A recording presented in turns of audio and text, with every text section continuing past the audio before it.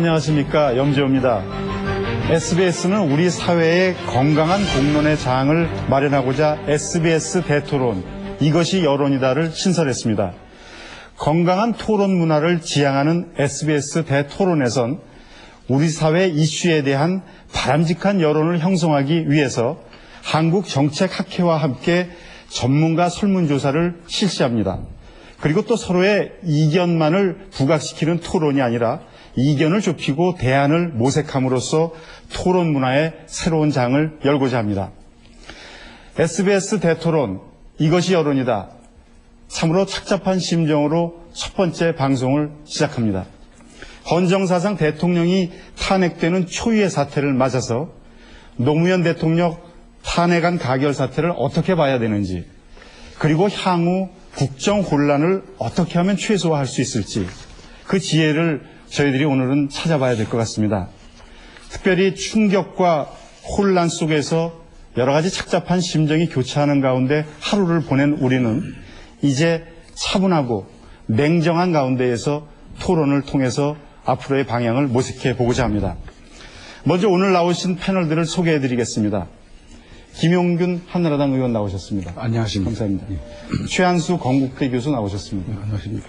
전효옥 인류사회 대표 나오셨습니다. 안녕하십니까. 유시민 열린우리당 의원 나오셨습니다. 안녕하십니까. 김재홍 경기대 교수 나오셨습니다. 안녕하십니까. 서영석 서프라이즈 대표 나오셨습니다. 안녕하십니까. 헌정사상 초유의 대통령 탄핵 사태. 먼저 저도 이제 그 상황을 TV로 지켜봤습니다만, 먼저 국회에 계셨던 두 분 의원들께 과연 어떤 심정으로 그 사태를 보셨는지 여쭤보겠습니다. 먼저 김용균 의원, 어떻게 보셨습니까? 네, 노 대통령 정부 출범 1년 만에 이 탄핵이라는 헌정사상 초유의 사태를 맞이하면서 대단히 그 심경이 착잡했습니다. 그러나 그 경과를 잘 살펴보면 대통령이 이런 사태를 초래한 것이나 마찬가지입니다. 선거법을 무시하고도 선관위의 경고를 경시한 일이라든지, 또 측근 비리에 대해서 잘못을 사과하는 것보다는 감싸고 돌기에 바빴다는, 또 1년간의 그 경제 파탄과 민생고에 대해서 전혀 나는 별 책임이 없다는 이런 태도 등이 국회에 의한 이러한 탄핵을 의결하기에 이런 것이다, 이렇게 생각이 됐고, 또 특히 어제 회견에서는 형의 그 인사청탁, 소위 알선수재 그 혐의에 대해서 돈을 준 사람이, 그 명문대학 나온 사람이 머리를 조아리고 시골에 와서 인사청탁을 했다, 이런 참 공개적으로 모멸감을 줌으로써 한강에 투신하게 하는 이런 상당한 또 잘못된 일도 있었던 것을 우리가 기억을 하고 있습니다. 그렇기 때문에 대통령이 헌법과 법률에 위반해서 직무집행을 제대로 못했을 때 국민들은 당연히 그 인책을 요구하는 것이고, 또 그것은 국민을 대표하는 국회가 맡아서 할 일이기 때문에 오늘 탄핵에 이른 것입니다. 네. 유시민 의원은 전혀 다른 입장에서 하루를 지켜보셨을 텐데 어떠셨습니까? 예. 우선 죄송합니다. 굉장히 어려운 시기를 우리 국민 모두가 견디면서 통과하고 있는데, 또 다른 그런 불안 요인을 하나 안겨드려서 죄송하기 짝이 없습니다. 저는 오늘 탄핵 소추안 통과를 야당의 권력투쟁이고 총선 없는 쿠데타다, 이렇게 봅니다. 그러나 저희가 함께 정치에 몸담고 있으면서 전하열린우리당이 이런 탄핵 발의를 예방하지도 못했고, 또 이것이 통과되는 것을 저지하지도 못해서 결국은 대통령 권한이 정지되는 그런 사태를 불러왔습니다. 앞으로 잘 해서 이것이 후유증을 되도록 적게 낳도록 노력을 하겠습니다. 그리고 이렇게 뵌 김에 우리 열린우리당 국회의원들과 또 모든 당원들을 대신해서 국민 여러분 앞에 사죄를 드리겠습니다. 예, 네 분 패널리스트의 이야기를 듣기 전에 과연 오늘 이러한 사태를 일반 시민들은 어떤 심정으로 지켜봤는지 시민들의 이야기를 먼저 들어보고 이야기를 계속 나누도록 하겠습니다.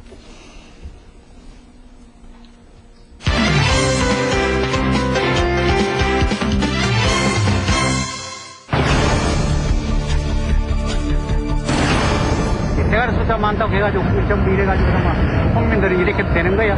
국회에서보다는 국민들한테 물어봐야 되는 게 아닌가. 내려왔으면 좋겠더라고. 에이?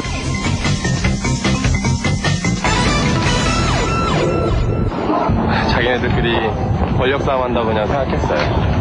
어이가 없습니다. 국회를 해서.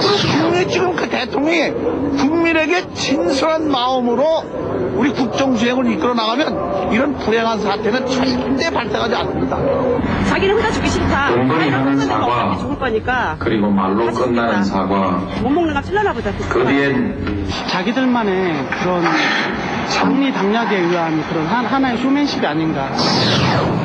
물러난다 해서 그렇게 나중에 또 그런 일 생기면 또 쉽게 물러날 텐데 한번 계속 쉽게 물러나면 앞으로도 계속 그런 일 많을 수도 있잖아요. 어떤 그 대통령의 그 신문을 망각하고 너무 그 정당에 너무 신경을 많이 쓴 것 같아요. 그래서 지금 또 국민들이 대부분이 반감을 많이 느끼고 있고. 하도 대통령들이, 우리나라 대통령들이 시원찮아가지고 아주 이번 대통령은 좀 아주 좀 건보기 위해서 열을 다 무세. 이제 선거 곧 있으면 하잖아요. 4월 15일에 선거 때문에 이렇게 국회의원들끼리 하는 정치적 쇼 같아서 보기에는 안 좋아요. 자기들 정략적인 것들 때문에 국민을 가지고 노는 것 같아서 너무한다는 생각이 들어요. 국민들이 어떻게 생각하는가 상관없이 어렵게 살고 힘들게 살면 상관없이 어떻게 정권 잡아먹고 총선에서 이겨볼까 그런 국리만 하고 있다는 게 너무 안타깝고 답답해요. 이 대통령이 조금 뭐 안 하겠다고 하는데 뭐 그렇게 하겠는 거예요. 그게 무슨 탄핵가 아니야. 그런 식으로 탄핵하려고 하면 대통령 어떻게 하는 거야. 누가 해도 맨날 탄핵하다가 끝나겠어. 그러면 안 그렇겠어. 예, 시민들의 반응이 이제 다양하게 저희들이 이제 들을 수가 있었습니다.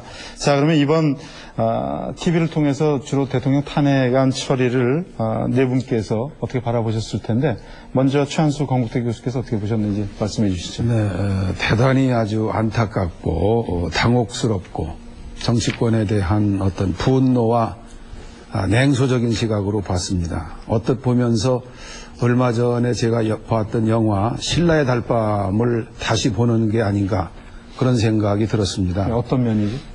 그 신라의 달밤을 보면 이렇게 뭐 조폭들이 나눠서 그냥 치고받고 싸우지 않습니까?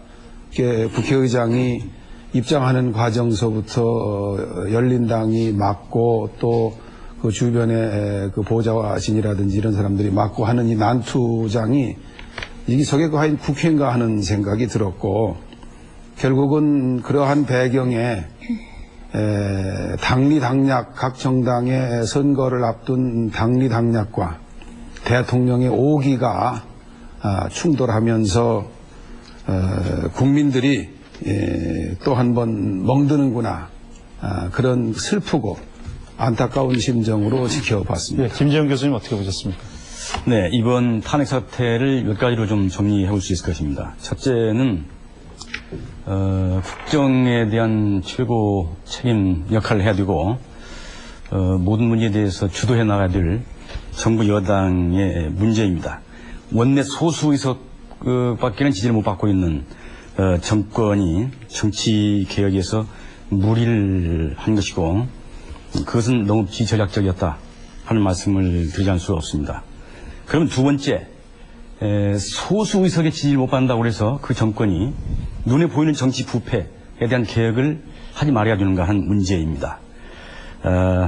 정치 개혁에 대한 부패 세력의 담합 저항이 이 탄핵 사태로 이어졌다고 봅니다. 우리 이 한국 정치사를 전공하는 학자로서 말씀을 드리면 한국 정치사는 지금까지 크게 양대 세력이 서로 대항 경쟁을 해왔습니다. 첫째는 1960년 5.16 쿠데타이지요. 공화당이 만들어졌습니다. 1980년 5.17 내란이지요. 민정당입니다. 1990년 3당 합당이지요. 민자당입니다. 그 민자당의 후예로서 신한국당과 한나라당이 존재해왔고 그 정치 세력에 대해서 대항하는 민주개혁 진영이 있었습니다. 두 정치 세력이 대항을 했는데 역시 개혁 세력이 아까 말씀드린 원내 소수 정파이기 때문에 대통령 탄핵으로 일단 좌절을 겪었고요. 세 번째는 임기말 국회입니다. 임기말 국회는 국회 자체가 중요한 것이 아니라 원내 다수 세력이 다음 17대 국회에서는 다수 정파로서의 위치를 기득권을 상실한다는 위기감에서 종말 의식에서 극단적 다수의 흉포를 부렸다고 분석이 됩니다. 예. 마지막으로 총선을 앞두고 전국 주도권을 계속 이어가고자 하는 선거 전략이 작용하는 것입니다. 이런 것들이 종합적으로 아주 극단적인 헌법에 규정된 대통령과 행정부에 대한 견제 수단으로서는 최후적이고 극단적인 탄핵 사태까지 만들어냈고 국민 불안을 야기하고 있다. 이렇게 저는 평가합니다. 예, 전효옥 대표. 저는 뭐 그냥 보통 시민의 입장에서 말씀을 드리고 싶습니다. 사실은 저는 제가 노무현 대통령을 뽑지 않았지만 모든 국민이 선택했기 때문에, 다수의 국민이 선택했기 때문에 우리가 5년을 기다리고 인내하고 참아야 되지 않나 이렇게 생각을 했습니다. 근데 어제 노무현 대통령의 회견을 보면서 그렇게까지 참을 필요는 없겠구나. 이 1년 고생하고 시황차고 겪은 것으로서 우리 국민들의 고생이나 또 그 대가는 충분히 치렀다 이렇게 생각을 했고, 그런 점에서 오늘 탄핵안 가결이라는 것은 자연 치유가 불가능해야 된 그 병에 대한 수술이었다 이렇게 봅니다. 네, 서영석 대표. 이 세상에 이 공짜 점심이란 없다는 그런 얘기가 있는데요. 정말 우리 사회를 개혁해 나가는 과정이 참으로 힘든 과정을 겪는구나. 정말 어제 그 국회에서의 이 사태를 보고 이 참담함과 민망한 마음을 금치 못했는데요. 이번 아까 유시민 의원이 이 사태를 의회 쿠데타라고 정의를 했습니다만은 거기에도 동감을 합니다만은 저는 그 심리적인 부분으로 말씀을 드리자면은 그야말로 이성으로서는 납득할 수 없는, 말하자면 그 집단적인 광기의 발작이 낳은 불의의 사태가 아닌가, 저는 그런 생각이 들었습니다. 네. 이제 한 말씀씩 이제 다 말씀해 주셨습니다. 이제 자유롭게 좀 이야기를 하시죠. 예, 먼저, 유 의원. 우선 최한수 교수 말씀과 전효옥 씨, 일반 시민 입장에서 말씀하신다니까요. 그렇게 제가 좀 대답을 드리겠습니다. 당리당략과 대통령의 오기의 충돌, 그런 측면이 분명히 있는 것 같습니다. 그리고 신라의 달감 말씀을 하시는데, 저도 이제 이따가, 네 발 달린 짐승처럼 끌려 나와서 그렇게 내 동댕이 쳐지고 그렇게 했는데요. 그렇게 될 수밖에 없었던 그 이유에 대해서는 차후에 우리가 하는 과정에서 충분히 그 이유가 표출될 수 있다, 저는 그렇게 보고 좀 미루겠습니다. 그것이 무슨 국회의원들이 조폭이기 때문에 그런 일이 빚어지는 것이 아니라는 점은 우선 좀 말씀드리고 싶습니다. 그리고 전효옥 씨께서 기자회견 보면서 이제는 더 참아줄 수 없다, 자연치유가 불가능하니까 수술해야 된다, 이런 뜻으로 말씀 주셨는데 이해합니다. 어찌 대통령이 모든 국민의 마음에 들 수 있겠습니까? 그리고 우리가 야당이 대통령에 대해서 비판하고 공격하고 당연한 겁니다. 근데 여기서 이 탄핵에서 문제가 되는 것은 마음에 들지 않는 대통령을 견제하거나 비판하거나 응징하는 수단으로 이번에 사용한 탄핵 소추안이라는 것이 적법한 것이냐가 문제의 초점이지, 노무현 대통령이 잘못하는 일이 있다든가 노 대통령의 스타일에 대해서 마음에 들지 않아 하는 국민이 많다든가 이런 것이 문제의 초점은 아니다, 그런 말씀을 드립니다. 네. 저는 그 점에 대해서 유시민 의원에게 묻고 싶습니다. 유시민 의원은 왜 정치를 합니까? 국민들을 위해서 하지 않습니까? 유시민 의원 개인을 위해서 하는 것이 아닙니다. 지금 국민들이 지금의 노무현 정권에 대해서 얼마나 많은 분노와 또 얼마나 많은 고통을 감내했는지를 생각해 보십시오. 그리고 어제 한 가장이 말하자면 정신적인 충격과 사회적인 눈물감을 참지 못해서 한강에 투신 자살을 했습니다. 저는 재승박덕이라는 아주 간단한 의미를 가지고 얘기하는 것이 아닙니다. 대통령이라면은 모든 당을 떠나야 되고, 또한 대통령이라면은 국민을 위해서 일을 해야 되고 국민의 걱정을 해야 됩니다. 지난 1년 동안 저 대통령 걱정 많이 했습니다. 지난 1년 동안 많은 국민들, 대통령이 밤잠을 못 이루는 동안 정말 생활고로 자살한 사람도 있었고, 어제 대통령께서는 그 기자회견을 하고 밤잠을 설치셨다고 했습니다. 그러나 기자회견이 끝나자마자 그 가장은 한강에 몸을 던졌습니다. 바로 그 차이입니다. 그러니까요. 저를 그 대통령을 비난하시는 이유를 잘 압니다. 네. 그리고 그 비난이 꼭 다 잘못되었다고 말씀드리는 네. 것이 아닙니다. 그래서 여기는 이 자리는 대통령 험담하러 나온 자리가 아니고 그와 같이 생각하시는 대통령에 대해서 네. 탄핵 소추라는 방법으로 지금 권한을 정지시켰습니다. 그러한 불만을 표출하는 방식으로 네. 이 대통령에 대한 탄핵 소추 안으로 그것을 하는 것이 과연 타당하고 정당하냐가 문제의 초점이기 때문에 대통령을 싫어하시는 것을 굳이 말씀 안 하셔도 제가 모두가 다 알고 있으니까요. 저는 대한민국의 노무현 대통령을 싫어하는 게 아닙니다. 김용균 의원 먼저 제가 조금 말씀해 주십시오. 설명드릴게요. 이게 이제 대통령 재임 중에 형사상 소추가 안 됩니다. 어떤 그 범죄 행위가 있더라도 대통령 임기 끝나고 처단이 되는데, 그렇다고 해서 임기 중에 계속해서 불법, 비리, 부정, 부패가 계속 나오는 경우에 우리가 가만히 보고 있을 수가 없습니다. 그렇기 때문에 헌법과 법률로서 허용된 방법이 탄핵 소추 후에는 대통령에게 책임을 물을 방법이 없습니다. 재임 중에. 그래서 이런 적법하고 또 정당한 국회에 의한 탄핵 소추 발의에 대해서 이걸 의회 쿠데타다, 의회 폭거다 하는 것 자체가 반민주적이고 반의회적인 그런 것으로 생각하고, 특히 이것을 막기 위해서 의회를 점거하고 폭력을 하고 저항을 하고 경위들하고 싸움을 하고 한, 이건 참으로 부끄러운 일입니다. 우리가 워터게이트 사건이나 기타 외국에 의해서 볼 때 국회가 탄핵 소추하는데 그걸 몸으로 막고 폭력의 사태가 벌어지고 하는 거, 이거 우리가 봤습니까? 참으로 부끄럽게 짝이 없는 일입니다. 그것은 이제 탄핵 의결 발의와 의결의 절차를 말씀하시니까 우선은 탄핵 사유에 대해서 국회에서 논의 과정이 있었느냐 하는 것입니다. 사전 토의 과정이 있었습니까? 탄핵 사유가 되느냐? 물론 토의를 못하겠죠. 그러니까 토의를 못하게 헌법재판소가 우리가 최종 판결을 합니다만 토론할 수 있는 시간이 72시간 있었는데 우선 그런 절차가 없었고요. 네. 또 하나는 탄핵은 아시다시피 무기명 비밀투표에서 하게 돼 있고요.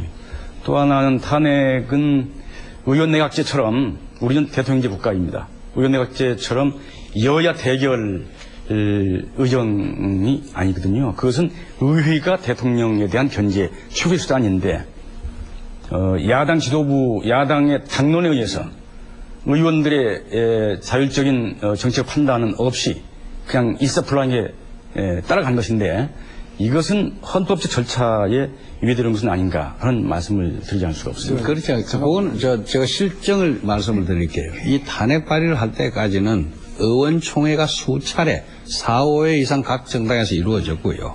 그리고 이 안이 적어도 우리가 272명의 그 국회의원 195명이 투표에 참여해서 71%, 193명이 통과시킨 그런 안건입니다. 그렇기 때문에 충분한 컨센서스를 이룰 수 있는 그 절차와 시간이 있었고, 다만 본회의에서 토론을 못한 것은 그것은 국회의 잘못이 아니고 열린우리당의 잘못이다 하는 것을 말씀드립니다. 우선 제가 과거 얼마 전까지 한나라당과 관련을 맺었었습니다. 그러다 보니까 교수 최한수가 얘기하는 거가 한나라당을 대변하는 것 같은 이런 오해를 많이 받았거든요. 근데 사실은 그런 적도 없고, 지금도 저 이제 당과는 관계가 없기 때문에 교수 최한수로 말씀을 드리겠습니다. 뭐 그 점을 시청자께서 오해 없도록 부탁을 드리고, 저는 아까 유시민 의원 국회의원이 조폭은 아니다. 물론 국회의원이 조폭이 아니죠. 그런 행태를 보여주는 데 대해서 분노했다는 말씀이고, 다만 이번 저는 탄핵 소추안 발의의 배경에 대해서는 저 나름대로 적절치 않다는 생각을 가지고 있습니다. 분명히 탄핵 소추안의 발의 요건은 헌법이나 법률을 직무상 대통령이 위반했을 경우를 말하고 있는데, 구체적으로 법률에 해당하는 것이 훈시조항인 선거법 관계거든요. 그래서 더 그것이 탄핵 사유가 되는 데는 미흡하다라고 하는 것을 극명하게 보여주는 것은, 한나라당이나 민주당이 노무현 대통령이 사과하면은 발의하지 않을 수도 있다. 또 자민련의 김종필 총재도 오늘 자민련이 찬성으로 돌아선 것은 사과를 하지 않았기 때문에 그렇다. 그렇다면은 대통령 선거 하는데 뭐 한 1,000억 이상이 들어가고 온 나라가 뜨겁게 1년을 달군 선거인데 국민이 뽑은 대통령의 그 직무를 정지시키고 그것이 곧 대통령이 그 자리에서 물러날지도 모르는 중대 사안인데 사과 여부와 관계돼서 이것이 탄핵 발의를 하고 결의를 해야 되느냐 이런 부분에 대해서는 그 명분이 약하다는 것을 스스로 보여주는 것입니다. 다만 노무현 대통령도 그렇습니다. 그 사과 한마디 하라는데 그거를 못하는 대통령이라고 하면 어떻게 많은 다양한 그 갈등을 조정하고 전 국민을 어우를 수 있느냐. 만약에 말이죠. 오늘 노무현 대통령이 표명한 사과 내용을 어제 했더라면 이런 사태가 왔었겠느냐. 그런 면에서는 노무현 대통령도 이 스스로 이러한 그 사태를 자초한 대통령 처음에 대통령 취임해서 검사스럽다. 검사와의 대화에서 검사스럽다는 말이 나왔습니다만은 어제의 회견과 그동안의 노무현 대통령 행태는 대통령스럽지 못하다는 평가를 받을 수밖에 없다. 그런 점에서 이것은 야당의 탄핵안 발의나 그 처리 과정도 명분이 약하지만 노무현 대통령의 그에 대한 대응 방식 그리고 또 특히 윗도리를 벗어붙이고 의사당에서 농성만한 열린당의 대응 방식 이런 것이 모두 오늘의 사태를 가져온 공동 책임 그런 귀결이다 이렇게 평가를 하고 있습니다. 예, 뭐 어떤 이런 초유의 사태가 일어난 데 대해서 어느 한쪽이 100% 잘하고 어느 한쪽이 100% 못한 일은 없을 테니까 뭐 최 교수님의 그런 지적은 뭐 수긍할 수는 있는데 그 탄핵의 사유가 그 부적절하다 이 부분에 대해서는 사과할 수 있는 사안을 탄핵한 것이 명분이 약하다는 최한수 교수님의 말씀으로 대신을 하고요. 근데 저는 이 과정을 쭉 지켜보면서 한나라당과 민주당은 그 사과 부분에 대해서는 하나의 그 말하자면 탄핵에 대한 핑계로 사용하는 것이 아닌가 하는 그런 느낌을 많이 받았습니다. 처음에는 사과를 하면 탄핵하지 않을 수 있다라는 입장에서 그 다음에는 사과를 해도 뭐 탄핵하겠다는 입장으로 바뀌었고, 그리고 탄핵한 다음에는 오늘 국민에게 한 사과를 어제 기자회견에서 했더라면 뭐 이런 얘기도 사실 당에서도 나왔습니다. 이런 것들이 사실 탄핵을 함으로써 대통령의 직무가 정지되는 중대한 사태에 대한 이유로는 너무 좀 근거가 설득력이 빈약한 그런 것이라고 보여지고요. 무엇보다도 그 한나라당이 그 탄핵의 사유로 꼽고 있는 선거법 위반의 부분에 대해서는 사실 뭐 헌법학자라든지 정치학자들에게 여론조사를 해보면은 70% 이상이 부적절하다고 얘기를 하고 있으니까 그 여론조사로 제 의견을 대신하겠습니다. 예, 짧게 유시민 의원 한 말씀 조금만 해주시죠. 보충하겠습니다. 문제의 핵심이요. 지금 최한수 교수님 우리 당 열린우리당에도 책임이 있다 말씀을 하셨는데 맞습니다. 이 사안에는 관련된 모든 정치적 집단에게 각자 몫의 책임이 있는 것은 분명한 사실입니다. 근데 저희가 이제 막았던 저희 입장에서 고민이 있었습니다. 그냥 마음에 안 드니까 무조건 막은 것이 아니라 저희 나름으로는 어떤 고민을 했던가를 말씀드리는 것이 차후에 일이 이렇게 전개된 것을 이해하는 데 무척 도움이 되리라고 보기 때문입니다. 저희가 이 탄핵소추안은 사유가 없는 탄핵소추라고 봤습니다. 이 견해는 저희 열린우리당만의 견해가 아니라 오늘 대한변호사협회의 성명을 봐도 같습니다. 대한민국의 모든 변호사가 법률가들이 소속되어 있는 협회입니다. 여기에서 세 가지 이유를 들어서 탄핵 사유 없는 탄핵소추 가결로 규정했고 헌법 법률을 유린한 법치주의 종언이라고 평가를 했습니다. 이유가 세 가지인데요. 첫째, 중앙선관위의 대통령 선거법 위반에 대한 결정은 없었다. 이것이 대한변협의 견해입니다. 두 번째, 대통령도 선거법 준수 의지를 밝혔다. 세 번째, 측근 비리는 수사 중이거나 또는 재판 중인 상태로 대통령 직무와의 연관성이 밝혀진 바 없다. 이 세 가지 이유 때문에 이렇게 그 성명을 냈습니다. 저희가 이런 견해를 가지고 야당이 제출한 탄핵안을 봤을 때 사유가 없는 탄핵안을 힘으로 밀어붙여서 대통령의 권한을 정지시키려고 하는데 그러면 대통령 권한의 정지에 따르는 여러 가지 문제가 발생할 수가 있습니다. 그래서 가능하면 이런 문제를 미리 예방하기 위해서는 이 탄핵소추안을 통과시키지 말아야겠다. 그런 생각을 할 수밖에 없었고 이 상황에서 그냥 밀어붙이는데 그냥 방관할 수는 없었습니다. 이것이 위법한 의안입니다.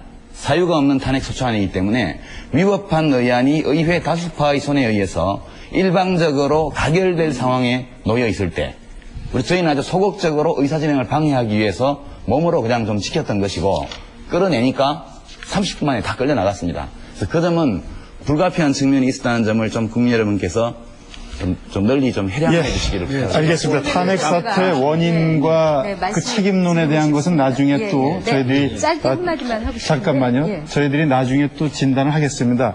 그럼 여기서 토론을 잠깐 멈추고 오늘 급박하게 돌아간 이 상황에 대해서 현재 청와대의 표정은 어떤지 중계차를 연결해서 한번 알아보겠습니다. 정승민 기자 준비됐습니까? 네, 청와대입니다. 네, 노 대통령은 오늘 저녁에 이 관저에서 수석 보좌관들과 만찬을 함께 하면서 이 탄핵안 가결에 따른 향후 대응책을 집중적으로 논의했습니다.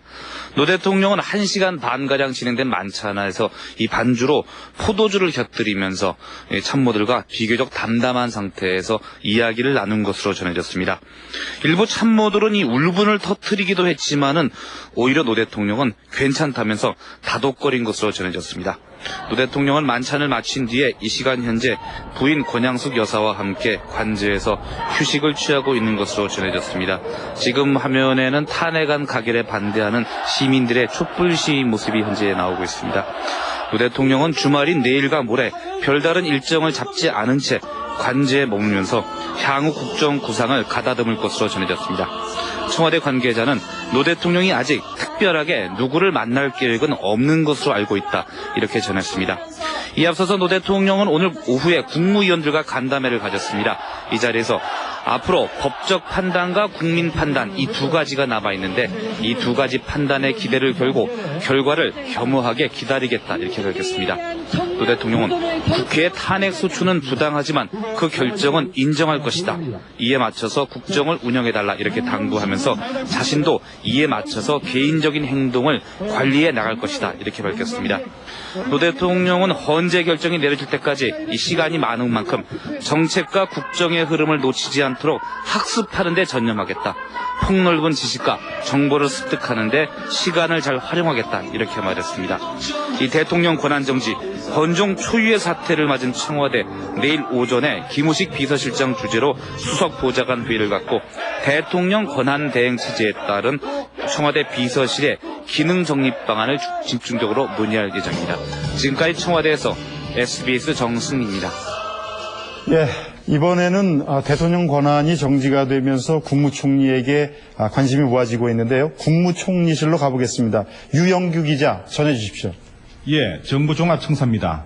대통령 권한대행인 고건총리는 저녁도 총리 집무실에서 도시락으로 해결하고 참모들과 국정을 논의하는 40년 공직생활 중 가장 분주한 하루를 보냈습니다. 고건 총리가 대통령 권한대행직을 공식적으로 수행하기 시작한 것은 오늘 오후 5시 15분 국회가 노무현 대통령 탄핵 의결서를 헌법재판소에 제출하는 순간부터입니다. 정식 명칭은 대통령 권한대행 국무총리 고건입니다. 대통령 권한대행이 된 고건 국무총리는 청와대가 아닌 세종로 정부종합청사에서 임시국무회의를 주재하면서 권한대행으로서의 업무를 시작했습니다. 고 총리는 대통령 탄핵이라는 초유의 사태를 맞아 의연하고 흔들림 없는 자세로 국정 수행에 일할 것을 거듭 당부했습니다. 고 총리와 국무위원들은 국무회의가 끝난 뒤 청와대로 노무현 대통령을 찾아 간담회를 가졌습니다.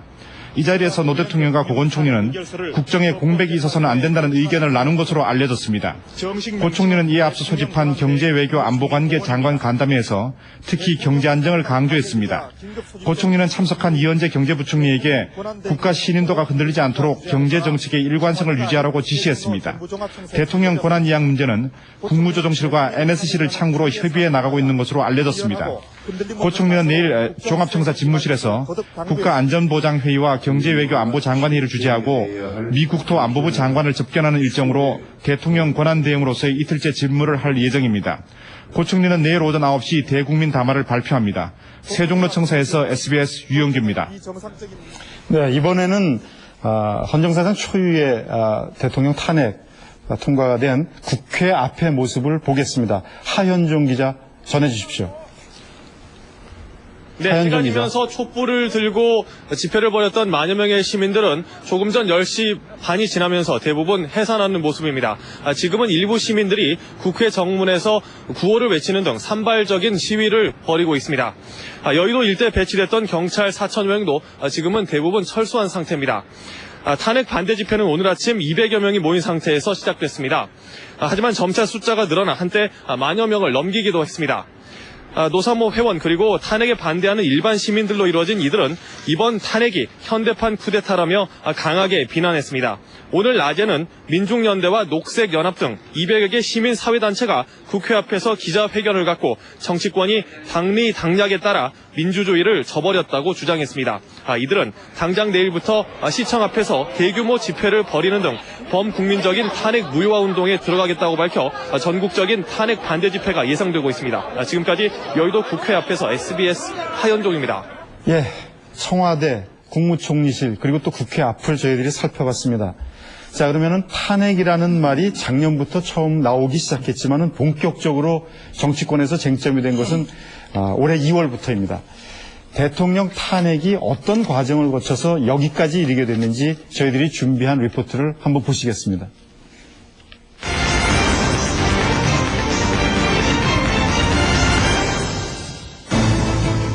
헌정사상 초유의 대통령 탄핵 발의. 여야 간 극한 대치 정국에 불씨가 된 것은 지난달 24일 대통령 회견이었다. 10억 원이 넘는 경선 자금을 썼다는 어제 노무현 대통령의 발언을 놓고 논란이 가열되고 있습니다. 야당은 대통령이 스스로 위법을 시인했다며 탄핵을 추진하겠다고 나섰습니다. 그건 합법적인 여유도 없어서 십수억 들었을 것입니다. 정치인이 선거가 있는 해에 모을 수 있는 정치자금은 최대 6억 원.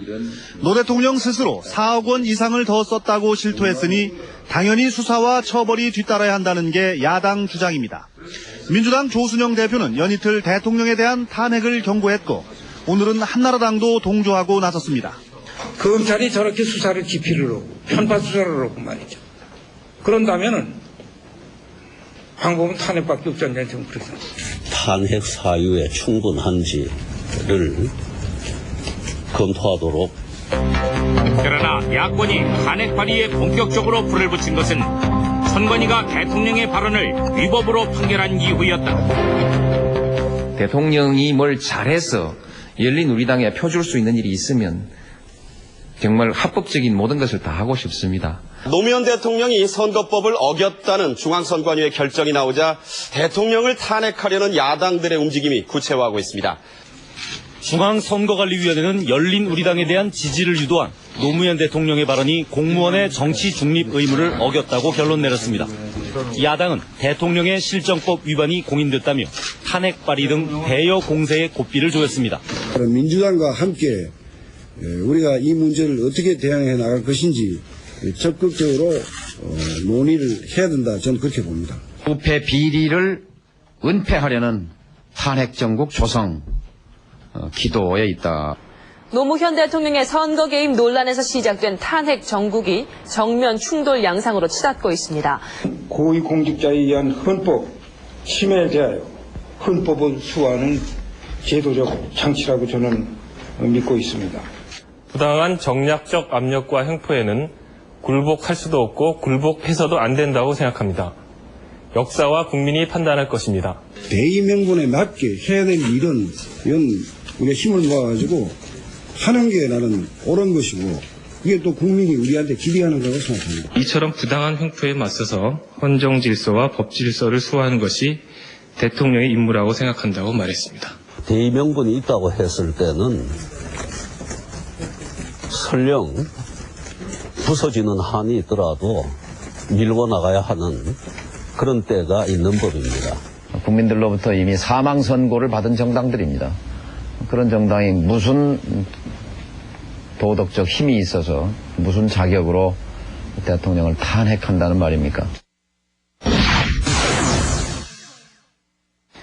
우리 헌정사상 최초로 대통령 탄핵안이 국회에 제출됐습니다. 야당 측은 탄핵 소추안에서 탄핵 발의 사유로 세 가지를 꼽았습니다. 첫째, 노무현 대통령이 헌법과 법률을 위반해 국법 질서를 문란케 했고, 둘째, 권력형 부정부패로 정권의 도덕적 정당성을 상실했으며, 셋째, 국정 파탄으로 민생을 도탄에 빠뜨렸다는 것입니다. 헌법은 대통령 탄핵 사유를 어떻게 규정하고 있는가? 직무 집행에 있어서 헌법이나 법률을 위반한 때에는 국회는 헌법 및 국회법의 규정에 따라 탄핵의 소추를 의결할 수 있다. 한나라당과 민주당은 탄핵안이 발의된 이상 이젠 대통령의 사과도 의미가 없어져 내일 본회의 표결이 불가피하다며 전의를 불태웠습니다. 노무현 정권은 지금 대통령의 탄핵 소추가 국가 혼란을 일으키는 것이라며 국민을 겁주고 있습니다. 국무총리가 대행해도 지금보다 못할 리 없고 노무현 대통령은 또한 국회가 탄핵 소추안을 정상적으로 표결할 수 있도록 열린 우리 당에 지시해야 합니다. 왜냐하면 노무현 대통령이 탄핵의 당사자이기 때문입니다. 17대 국회에 못 들어가도 할 수 없다는 각오로 그리고 일당이 되지 못한다면 그런 정도의 희생은 감수해도 좋다고 생각합니다. 우리의 권력을 장악한 지역주의, 부정부패, 냉전 세력의 동맹에 의한 쿠데타적 음모라고 규정한다. 헌정사상 초유의 대통령 탄핵안 표결을 둘러싸고 전국이 극도로 어수선한 가운데 분신과 투신 같은 극단적 행동이 잇따랐습니다. 잘못이 뭔지는 잘 모르겠는데 시끄러우니까 그냥 사과하고 넘어가자.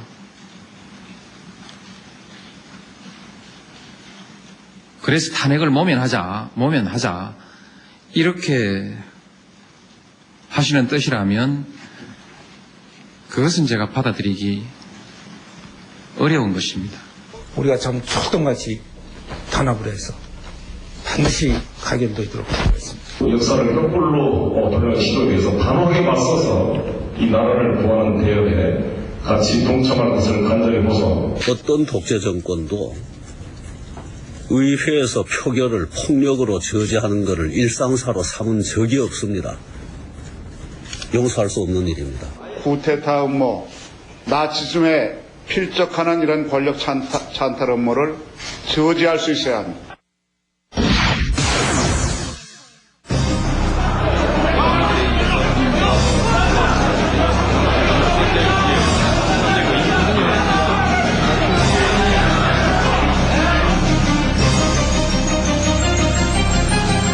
지금 마지막으로 의장소를 시키고 대통령 노무현 탄핵 소추안은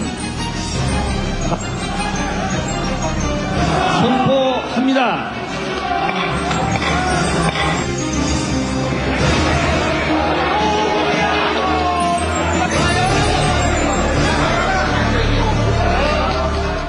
예.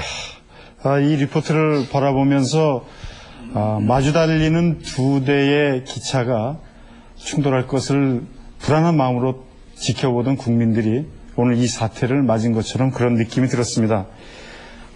과연 이 탄핵 사태 어떻게 봐야 되는지 아까 토론을 계속 이어서 진행하도록 하겠습니다. 네. 전혁 대표.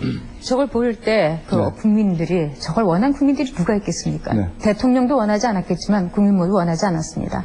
근데 중요한 것은 지금 아까 유시민 의원께서는 법에 조목조목 근거를 들어서 얘기를 했습니다만 또 하나의 지금 리포트를 볼 때 헌법에 선관위에서 위법이라고 한 것에 대해서 대통령이 수긍을 했어야 된다는 또 다른 결론이 나오게 됩니다.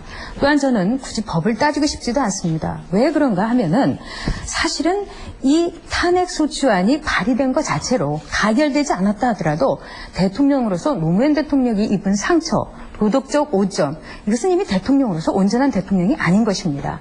또한 저는 여기에서 대통령이 아까 시끄러우니까 그냥 사과하고 넘어가라. 난 못한다. 저는 이럴 때 국민을 생각해야 되지 않습니까? 지금 이 밤중에 수많은 가정의 젊은이들이 또 나이 드신 분이 아까 대통령의 탄핵안에 대해서 시위를 하고 있습니다. 분신도 하고.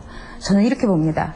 나라의 지도자로서 정말 억울할 때도 있고 분할 때도 있고 오해를 받을 때도 있습니다. 그러나 그것을 모두 넘어서서 국민을 위하는 자세로 한 발자국 뒤로 물러서는 것, 그것도 대단한 용기인 겁니다. 바로 그런 용기를 발휘하지 못했기 때문에, 그리고 왜 그 용기는 오늘 아침에야 그렇게 대리 성명으로 나왔습니까? 저는 그걸 이해 못하겠다는 겁니다. 네, 전용 선생님께서 국민 얘기를 많이 하시니까 아시다시피 국민이라는 개념은 굉장히 추상적입니다. 네. 해석하기 나름이고요. 투신한 국민도 있고 네. 탄핵에 반대해서 또 분신한 국민도 있고 그렇습니다. 국회 앞에 촛불을 들고 와서 밤을 새워서 시위를 벌이는 항의하는 국민도 있는 것입니다. 네. 그것을 어떻게 구체화시키고 계량화시켜 나타내느냐, 여론조사 방법이 있죠. 대개 수긍할 수 있는 것은 탄핵에 대해서 부당하다, 반대다는 국민 여론 조사를 곳곳에서 다 하지 않았습니까? 언론기관도 했고요. 권위 있는 여론조사 기관들이 했습니다. 아마 65% 이상 70% 평균 다 부당하다 반대했지 않습니까? 네. 그거 부인하지 않으시죠? 그런데 그것이 예, 국민의 예, 의사. 예. 아니, 제 말씀 네, 들어보시고요. 말씀하십시오. 네. 그것이 국민 의사를 추출해내는 가장 과학적인 객관적인 방법 아니겠습니까? 네. 그런 의미에서 국민이라는 말씀을 좀 함부로 쓰신다는 생각을 지울 수가 없고요. 다만 노무현 대통령이 사과해서 좀 끝냈으면 좋겠다는 게 그 여론조사에 붙어 나왔어요. 네. 거기에 대해서는 노 대통령의 입장이 명확했습니다. 탄핵 사유에 대해서 수긍할 수 없고 거기에 대해서는 사과할 생각이 없다. 네. 잘못한 게 없는데 그저 시끄러우니까 그냥 빨리 사과하고 덮어라 하는 여론이 있는 줄은 알지만 그거는 받을 수 없다는 얘기를 했고요. 12일 했던 사과를 11일 기자회견에서 했더라면 이런 사태까지는 안 오지 않았겠느냐 하는 지적에 대해서는 12일 청와대의 사과는 탄핵 사유를 인정한 사과가 아니죠. 대국민 사과입니다. 국정 최고 책임자로서 예. 이런 사태까지 야기된 네네. 거에 대해서 제가 말씀드리겠습니다. 사과한 것이고요. 11일 날 네. 탄핵 사유에 대해서는 인정할 수 없다 하는 네. 일관된 입장은 아직도 견지하는 것 같고요. 예, 예. 그럼 저도 예. 보니까 네. 중앙선관위의 그 공문이라는 게 네. 선거법 위반은 아니다. 네. 아닌데 공무원의 정치적 중립 의무를 위반할 소지가 있으므로 네. 앞으로 유의해 주시기 바랍니다. 이거거든요. 네. 이것도 제가 보기에는 앞으로 네. 그럴 위험성이 크므로 유의해 주십시오. 이거는 법치 개념은 아닌 것 같습니다. 법치라는 거는 네. 법적 판단이라는 거는 네. 과거나 현재까지의 언행에 대해서 판단하는 것이 네. 미래에 다가올 위험성에 대해서 법적 판단하는 것은 적합하냐. 노무현 대통령 자신이 법률가이기 때문에 그런 근거를 가지고 네. 운영할 수 없다는 얘기를 한 것으로 보고요. 전혁 대표 짧게 한 말씀하시고 제가 김용주 짧게 의원께. 말씀드리겠습니다. 그리고 앞서 선생님이 하신 말씀에 대해서 제가 반론을 할 수 있지만 지금 시간 낭비니까 그거 하지 않겠습니다. 제가 말씀드리고 싶은 건 노무현 대통령이 변호사고 또 판사 경험도 있습니다. 그렇다면은 의회주의 국가에서 열린 우리당을 그렇게 심정적으로 지지하고 있는 또 하나의 한나라의 대통령으로서 지금 다수당인 야당인 한나라당과 또 그 민주당에 대해서 그 존재에 대해서 인정해야 된다고 생각하지 않습니까? 우리나라뿐만 아니라 다른 나라에도 말하자면 야대 요소 많습니다. 야대 요소를 다 극복하는 것이 모든 나라의 대통령입니다. 근데 왜 이 탄핵 발의부터 탄핵 소추 가결까지 탄핵안 가결까지 그 모든 과정에 대해서 오기로 버텼냐 이겁니다. 왜 힘으로 머리를 쓰지 않고. 얘기하십시오. 근데 이제 사과하면 괜찮다 그러는 사유로 탄핵을 했다는 건 좋지 않다 이런 말씀이 있었는데 이건 하나의 정치적인 제재를 택한 하나의 수순으로 봐야 됩니다. 처음에 약하게 하다가 거기에 대한 수순으로 봐서 사과도 하지 않고 더욱더 악화시키는 문제에 대해서 자신 있게 다시 탄핵에 돌입했다 이렇게 볼 수가 있고요. 대통령이 선거법 위반했는데도 선관위가 그 위법을 확인했는데도 무시를 하고 시민혁명을 부추기고 불법 당선 낙선 운동을 조장하고 하는 이게 말하자면 나치즘과 같은 행동들입니다. 청문회나 또 이 청문회를 폭력으로 저지하고 탄핵을 또 저지하고 선거법 통과를 또 물리적으로 국회에서 저지를 하고 또 탄핵 시민을 하는 과정에 분신 자살 시도가 시민에 의해서 자행되고 이해 방화 시도가 생기고 촛불 시위가 있고 이런 포퓰리즘 자체가 이 나라가 굉장히 위험한 상황입니다. 아까 그 사회자께서 마주 달리는 기차라고 말씀을 하시는데 이것은 마주 달리는 기차가 아니고 이 나라의 건전한 발전을 희망하는 그 세력에 달려오는 포퓰리즘의 그 무서운 깃발이다. 저는 이렇게 보지. 마주 달리는 기차라고 보지 않습니다. 그렇기 때문에 앞으로 이 부분에 대한 문제를 우리가 어떻게 풀어갈 것이냐 하는 것이 미래 당국의 과제다. 이렇게 생각합니다. 유시민 의원 얘기해 주시죠. 토론을 조금 죄송합니다. 제가 진행자 권한을 침해하려는 건 아니고요. 지금 논쟁하고 있는 초점과 관계된 얘기에 좀 한정해서 해주셔야 저희들도 이것저것 안 하고 좀 반박을 할 수가 있습니다. 그러니까 지금 문제의 초점은 선거법 위반을 했고 또 수없이 하고 있고 해왔고 하고 있고 또 앞으로 하려고 그러겠다고 그러고 이런 식으로 말씀을 김영균 의원님이 하시는데요. 대통령이 선거법을 위반했다는 그 주장의 근거가 무엇입니까? 좀 명확하게 제가 지금 아까 그 대한변협에서 나온 성명서를 인용해 드렸습니다. 변협에서 보기에는 중앙선관위는 대통령의 선거법 위반 결정을 하지 않았다 이렇게 나옵니다. 도대체 어떤 결정, 어떤 문서에 입각해서 지금 그 주장을 하시는 거예요? 선관위의 경고 문서가 청와대에 갈 때는 그 내용 설명이 위법 행위를 하지 말라는 권고문으로 간 것입니다. 그러나 그것이 통상 선거관리위원회에서 선거법 위반 행위에 대해서 경고하는 그러한 그 문서의 양식이고요. 그리고 그러한 선거법 제9조 위반 사실이 확인됐고 또 사전 선거운동임에도 불구하고 간단히 사전 선거 운동임에도 불구하고 선관위가 지금 거기에 들어가지 않은 유 것은 의원이 질문하신 내용은 구체적으로 선관위에서 위법 행위라고 적시한 것이 있느냐라는 그 질문이신 것 같아요. 거기에 대해서는 거기에 대해서는 제가 말씀을 드리죠. 인용만 간단히 해주시죠. 무엇인지. 그렇죠. 여기에 선거법 위반에 대해서 정치적 주장만 있지 법적 근거는 없다는 3월 3일에 노 대통령이 이야기한 개헌 저지선까지 무너지면 2월 18일 발언입니다. 그 뒤에 어떤 일이 생길지도 나도 정말 말씀드릴 수가 없다 해서 국민을 겁박해서 특정 정당 지지를 유도했고 또 앞으로 4년 제대로 하게 해줄 것인지 못 견뎌서 내려오게 할 것인지 국민이 분명하게 해달라.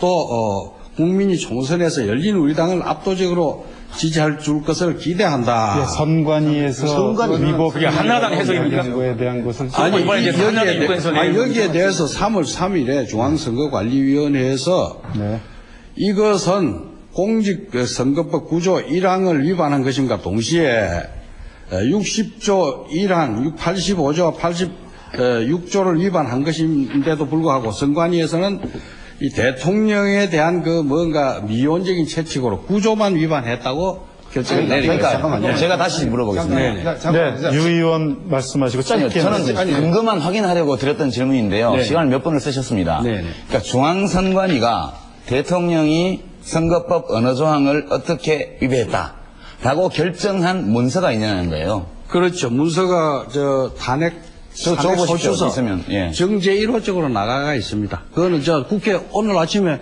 그 서류를 안 봐서 괜히 그 데모한다고 서류를 안 봐서 그래요. 그러니까 지금 국회 의사 일정이 있으면 그 서류를 열심히 좀 보십시오. 보지도 안 하고 자꾸 소리만 내요. 그러면 제가 준비한 걸 보여드리겠는데요. 최한수 교수 말씀하시고 그다음에 서 대표에게 기회를 드리겠습니다. 짧게 말씀해 주십시오. 김재용 교수님이나 우리 유 의원께서 말씀하시는 그런 지엽적인 걸 자꾸 가지고 얘기들 하니까 대통령도 그렇게 생각하고 그 옆에 있는 오늘 어느 신문 보니까 그 대통령과 가까운 그 정부 관계자 누가 무슨 그 낡은 세력 변화를 바라지 않는 낡은 세력 때 무슨 그 개혁 세력의 무슨 대학 이런 식으로 모든 것을 이분법적으로 하고 무슨 선관위 몇 호 몇 조 선관위의 표현이 뭐냐 이걸 어떻게 위반했느냐 이런 식도 그다음에 계량적으로 국민이 누구냐 이런 식의 논리 이런 식의 발상으로 오늘 이 사태를 노무현 대통령이나 집권당 집권 세력이 대처하니까 여기까지 온 것입니다.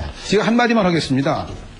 저는 김용균 의원 말씀에 대해서 이의가 있고 옳지 않다고 반박하고 싶지만은 자, 저는 다 아는 얘기입니다. 두 여인이 어린 아이를 가지고 솔로몬한테 갔습니다. 서로 자기 아들이라고 싸웠죠. 솔로몬이 반 나눠 가지라고 할 적에 생모는 난 안 가져도 좋으니 저 아이를 살려만 주시지 않습니까? 이번 노무현 대통령이 야당이 정략적으로 선거를 의식해서 탄핵안을 발의했다고 하더라도 그 생모와 같은 심정으로 국회와 국민을 어루만졌더라면은 한 발 물러서 했더라면 이런 사태 안 오지 않습니까? 그러한 배경이 자꾸 선관위가 무슨 이런 거 지역적인 거 따지지 마시고 서영석 대표 얘기해 주시죠.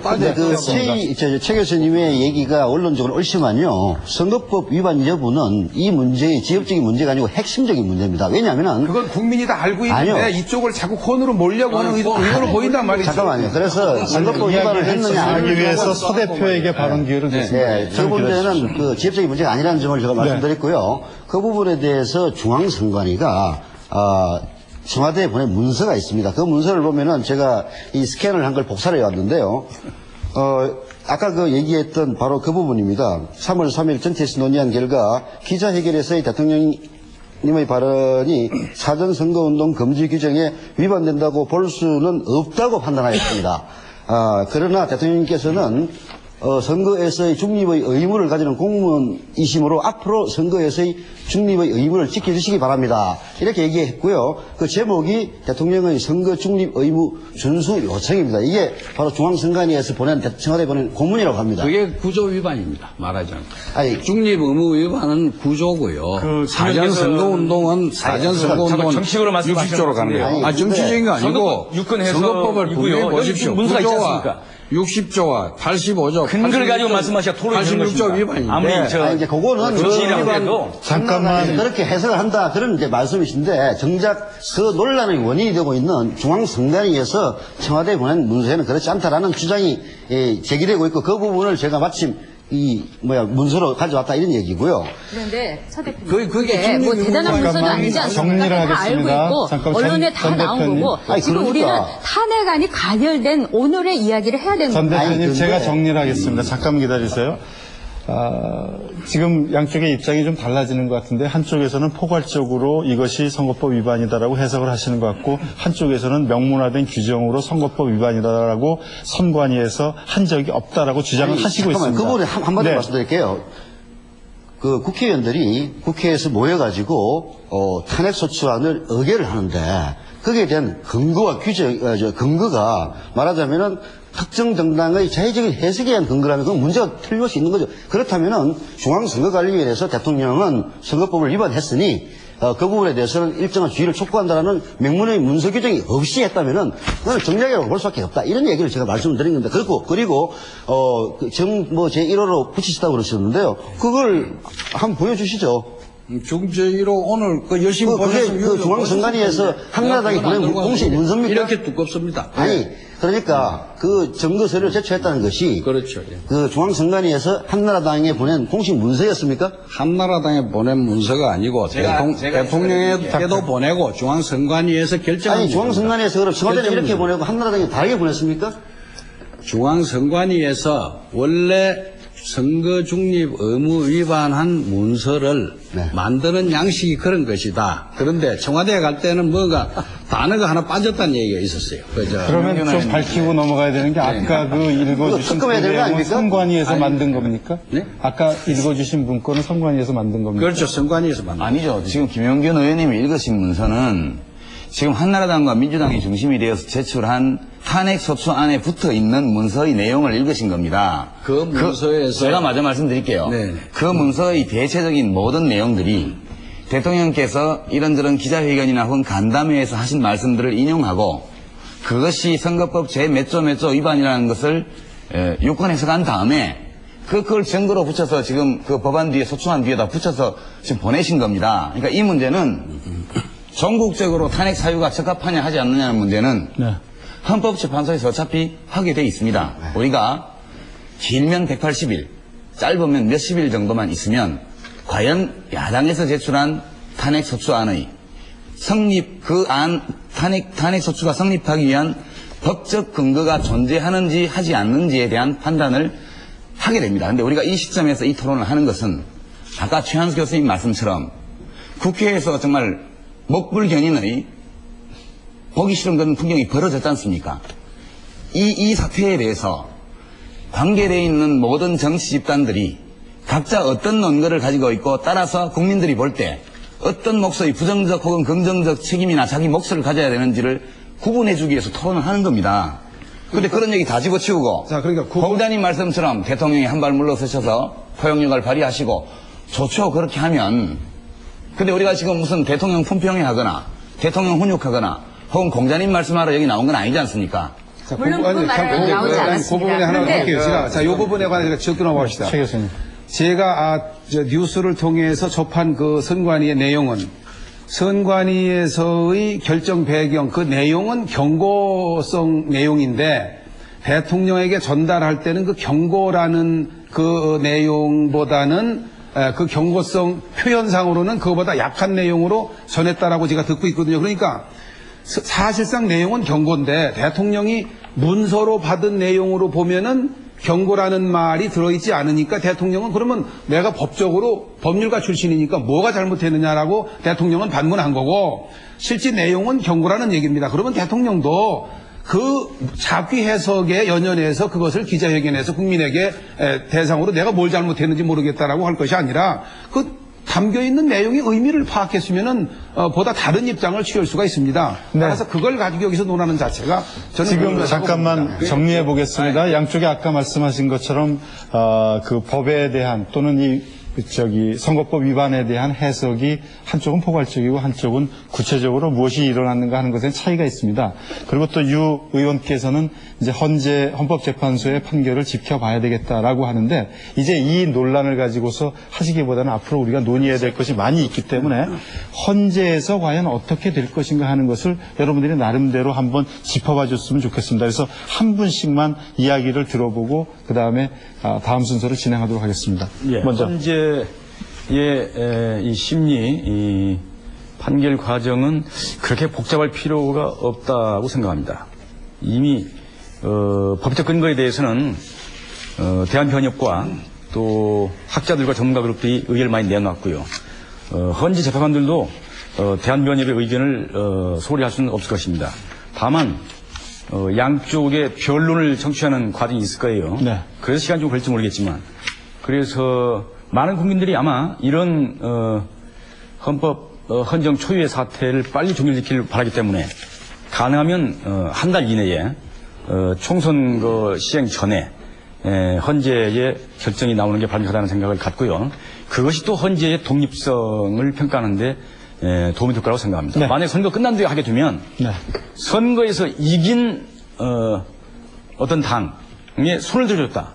어떤 판결이 나올지는 모르지만 그럴 시비에 휘말릴 가능성도 크고요. 하기 때문에 헌재의 실질적인 독립성을 확립하기 위해서도 총선거 이전에 결정을 내리는 게 바람직하다고 생각합니다. 저는 이제 대통령의 선거법 위반 사실에 대한 경고 행위가 있었는데도 그것을 무시하고 애매한 것이다. 대한민국 선거법은 좀 구시대적이다. 이런 식으로 청와대 측에서 우리 법을 평화하는 그런 행위를 하는 것 자체가 초헌법적이고 권위주의적이다. 헌재에 대한 것만 말씀해 주십시오. 그리고 두 번째 사유로서 이제 대통령이 스스로의 측근 비리에 대해서 공범 내지 교사, 방조 상태에서 그것을 주둔만 하고 있었던 그 행위. 세 번째로 또 대통령이 헌재가 판결이 어떻게 될 것인가. 헌재 판결 기초가 없으면 판결이 안 되는 거 아닙니까? 이 기초를 이야기하는 거예요. 판결의 기초를.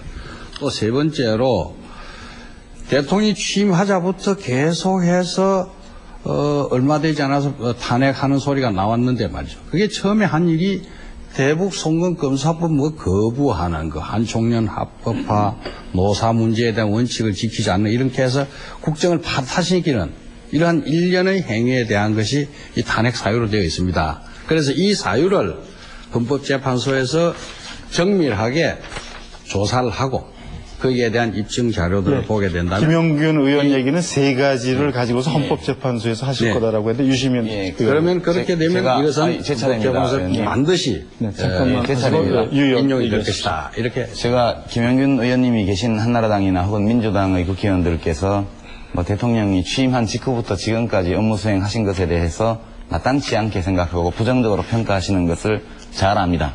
그런 평가를 받을 만한 소지가 있다는 것도 인정합니다. 지금 말씀을 들어보면 그러니까 기분도 나쁘고 탄핵에서 쫓아내면 나라도 더 잘 될 것 같으니까 국익을 위해서도 탄핵해야 한다 이렇게 주장하시는 거예요. 이제 원래의 과제가 지금 우리 주제가 헌재에서 어떻게 할 것 같으냐 이거 아닙니까? 제가 미리 좀 참고를 말씀을 드리면 어느 언론사에서 한국공법학회에 소속되어 있는 헌법전공교수 42명에게 물어봤습니다. 어떻게 생각하냐? 그랬더니 답이 어떻게 되냐면요. 어떻게 생각하느냐고 지금 묻고 있는 거 아닙니까? 제가 이 다수 의견이라는 뜻에서 말씀을 드리는 건데요. 좀 제가 노래 부를 때는 마이크 좀 그냥 저한테 맡겨주십시오. 아니 본인이 항상 얘기에 대해서 이렇게 한다 저렇게 한다 자의적인 해석을 그러니까 하시는데 제 말씀을 자기 얘기만 하면 되는 아니요, 거죠. 지금 토론을 하는 데 있어서 기본적인 예의라는 게 있는 거 아닙니까? 예, 그거는 제가 정리를 할 테니까 끝까지 맺겠습니다. 의원께서는 내용만 얘기해 주십시오. 탄핵소위가 된다고 한 분이 8분, 안 된다고 한 분이 29분입니다. 답변 거부 유보 5명인데요. 그러니까 전체 답변자 중에서 69%가 사유가 안 된다고 얘기를 했습니다. 된다고 한 분 8분 가운데서도 당신이 헌법재판관이라면 이것을 기각하겠는가 아니면 탄핵을 하겠는가라고 물었을 때 단 한 분만이 탄핵 사유가 된다고 답변할 정도입니다. 참고로 해주시고요. 저희 열린우리당은 처음부터 이것은 탄핵 사유가 되지 않는다는 것이 처음부터 끝까지 일관된 입장이었다는 것을 다시 말씀을 드립니다. 네, 저는 열린우리당의 입장에 대해서 정말 탄핵 사유가 되지 않는다고 하면 거기에 대해서 국민들에게 또 다른 당과의 대화도 필요했고 그렇게 힘겨루기로 해서는 안 된다고 봅니다. 근데 저는 헌법재판소에서 이제 이 문제에 대해서 어떻게 해결을 할 것인가. 저는 이것이 정말로 우리나라 국민의 장래를 위해서 그리고 어떤 총선이라든가 이런 거와 관계없이 정말로 무엇이 이 안에 대해서 탄핵 가결에 대해서 헌법재판소의 의견인가 여기에 대해서 저는 진지하고 매우 신중하게 결론이 내려져야 된다고 생각합니다. 네. 날에 관계없이. 서 대표 한번 말씀 듣고 최 교수 한번 말씀 듣고 그 다음 순서 진행하겠습니다. 예. 간단하게 말씀해 주십시오. 간단하게 말씀드리겠습니다. 예. 이번 탄핵안이 국회에서 통과한 것은 제가 모두에도 말씀을 드렸습니다만은 저는 이 심리학적으로 볼 때 집단적인 광기의 발작이라고 봅니다. 정치적인 이해가 걸려 있기 때문에 생긴 대단히 불합리한 판단이었겠지만은 이제 다음 총선이 걸려 있으니까 저는 그런 식의 판단을 내릴 수 있다고 봅니다. 그러나 헌법재판소는 저는 법률적인 판단을 하리라고 봅니다. 한원상 한정대 총장께서요. 그 세 가지 사유는 다 합리적이지 않다 이렇게 얘기를 했는데 제가 항상 한정대 총장의 얘기를 든 것은 사회 원로급 인사들이 그렇게 본다는 걸 이제 예시를 하기 위해서 한 거고요. 그렇다면은 헌법재판소에서도 대단히 합리적인 국민 다수의 판단을 따르지 않을까 이렇게 예상합니다. 예, 헌재의 판결 어떻게 기대하시는지 최 교수 얘기하시죠. 김재원 교수께서 선거 전에 해야 독립성을 보장할 수 있다는 말씀을 하셨는데 또 그 반대는 올릴 수 있습니다. 예를 들어 선거 전에 하면은 그 선거 전에 함으로써 유리한 당과 불리한 당이 있을 수 있는 것이고 선거 이후에 하면은 또 헌재가 선거 결과에 좌우될 수 있다는 양면성이 있습니다. 다만 문제는 어쨌든 그 선거의 결과나 당리당략 각 당의 이해에 너무 좌고면하지 말고 국가의 그 백년대계 국정 운영이라든 이런 거에 헌재가 좀 맞춰줬으면 좋겠다는 얘기를 하나 하고 싶고 유시민 의원께서 물론 자기 주장을 관철하는 여러 가지 방법이 있을 수 있는데 헌재 독립성을 보장하는 의미에서 나는 이렇게 생각한다는 건 좋지만은 예를 들어서 여론조사라든지 또는 학자 의견들을 가지고 제시하는 그 자체 앞으로 이런 것들이 오늘도 이 많은 그 시민들 또는 시민단체들이 시위도 하고 했는데 이런 것들에 관해서 헌재에서 물론 영향을 받지 않으려고 보지만은 영향을 주려고 해서도 안 된다. 그 점을 우리는 유념해야 이렇게 생각을 하고 있습니다. 헌재가 결정을 빨리 내려야 된다는 것은 다수민의 의사일 텐데요. 하나는 이와 같은 국민 불안, 국정 혼란을 빨리 종결지어야 되지 않겠습니까? 이게 그렇게 법률 해석이 다양한 게 나올 여지가 없고요. 두 번째는 역시 총선 결과에 영향받지 말고 총선 전에 함으로써 헌재의 독립성을 확립하라. 두 가지를 전제로 제가 말씀드린 겁니다. 네. 조금 간단하게만 말씀해 주시고 그 다음 순서로 넘어가겠습니다. 국회의 탄핵 결의가 집단적 광기라고 이래 비난을 하셨는데 그것이야말로 이해주의를 부정하는 어떤 도그마틱한 독선적 광기로 생각이 됩니다. 그리고 헌법재판의 경우에는 헌법재판소가 판결하는 것이 형사법원에서 형사소송법과 형법을 중심으로 판결하는 것이 아니고 헌법적 절차에 의해서 헌법에 의한 법률과 헌법의 위반 이것을 판결하는 것이지 이것은 그 형사 피고인을 판결하는 것이 아니기 때문에 이 헌법재판이라고 하는 것은 헌법이 보장하고 있는 국민의 권리, 국가기관의 어떤 의무 이런 것을 중심으로 해서 재판이 되기 때문에 이것은 분명히 탄핵의 이번 재판은 인용이 될 것으로 생각이 되고 이 재판이 포퓰리즘의 결과가 아니라는 걸 우리가 알고 그 교수께서 여론조사를 해가지고 여론조사를 누가 많이 하니까 헌법재판소의 판결이 어떻게 될 것인가 하는 것에 대해서 지금 양쪽의 의견을 들어봤습니다. 앞으로 이 사태가 어떻게 될 것인지 또는 여러분들도 많은 걱정을 하실 거고 국민들도 많은 걱정을 할 것입니다. 대통령 탄핵에 대해서 탄핵안이 가결된 이후에 국민들은 어떻게 생각하고 있는지 일반 여론에 대해서 SBS 보도국에서 국민들을 대상으로 조사한 결과가 있습니다. 이것을 먼저 보시고 그다음에 또 이야기를 나누겠습니다. 대통령 탄핵안을 국회가 전격적으로 통과시킨 데 대해 어떻게 생각하는지 물어봤습니다. 매우 잘됐다와 잘된 편이다로 찬성을 표시한 응답자가 25.3%인데 비해 매우 잘못됐다와 잘못된 편이라는 부정적 시각은 69.3%로 훨씬 우세했습니다. 이번 대통령 탄핵에 대한 책임도 대통령과 여당에 있다는 답보다는 한나라당과 민주당 등 야당에 있다는 답이 20%포인트 가까이 높았습니다. 이번 사태에 대해 대통령의 잘못과 책임도 있지만 탄핵까지 당할 사유는 아니라고 국민들은 보고 있다는 분석입니다. 대통령 탄핵의 최종 결정권을 가진 헌법재판소가 어떤 결정을 내려야 한다고 생각하냐는 질문에는 받아들여서는 안 된다는 답이 받아들여야 한다는 답보다 배 넘게 많았습니다. 대통령 탄핵 이후 각 당의 지지도 변화는 열린우리당이 큰 폭으로 올라간 반면 탄핵을 주도한 민주당과 한나라당은 떨어졌습니다. 지정당이 없는 무당파가 감소하고 열린우리당 지지도가 높게 나타났습니다. 특히 2002년 대선에서 노무현 후보의 핵심 지지층이었던 20대에서 무당파들이 열린우리당 지지로 돌아선 것으로 분석되었습니다. 오늘 여론조사는 SBS가 여론조사 기관인 TN소프레스에 의뢰해 전국 성인 남녀 500명을 상대로 전화 조사 방식으로 실시했으며 95% 신뢰 수준의 표본 오차는 플러스 마이너스 4.4%포인트입니다. SBS 우상욱입니다. 네, 국민 일반의 여론조사의 결과를 저희가 봤습니다. SBS 대토론 이것이 여론이다에서는 매주 한국정책학회와 합동으로 토론 이슈에 대한 전문가 집단을 구성해서 그 여론 향방에 대한 내용들을 정확하게 저희들이 분석을 하고자 합니다. 이번 주에는 대통령 탄핵안을 주제로 해서 어제 긴급하게 정책학회 회원들에 대해서 여론조사를 실시해봤습니다. 그럼 과연 전문가들은 어떻게 이 탄핵 사태를 바라보고 있는지, 탄핵안 제출이라든가 여기에 대해서 어떻게 보고 있는지에 대한 것을 일반 여론과 어떻게 다른지를 한번 저희들이 살펴보고 이야기를 나누겠습니다.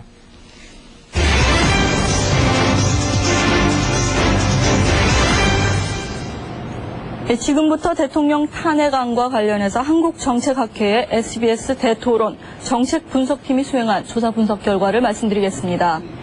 본 설문조사는 탄핵안이 가결되기 전인 3월 11일 오전 9시부터 12일 오전 9시까지 정책학회 정책 전문가 140여 명이 참가해서 이루어졌습니다. 한국정책학회의 정책분석팀은 국회 표결 결과에 대한 세 가지 시나리오, 적 탄핵이 가결될 경우, 부결될 경우, 그리고 자동 폐기될 경우라는 세 가지 시나리오에 구성해서 설문 문항을 작성하였습니다. 따라서 탄핵안이 가결된 오늘 이 시점에서도 본 조사는 오늘의 사태를 이해하고 대책을 구성하는 데 매우 유의미한 결과를 얻었다고 할 수 있습니다.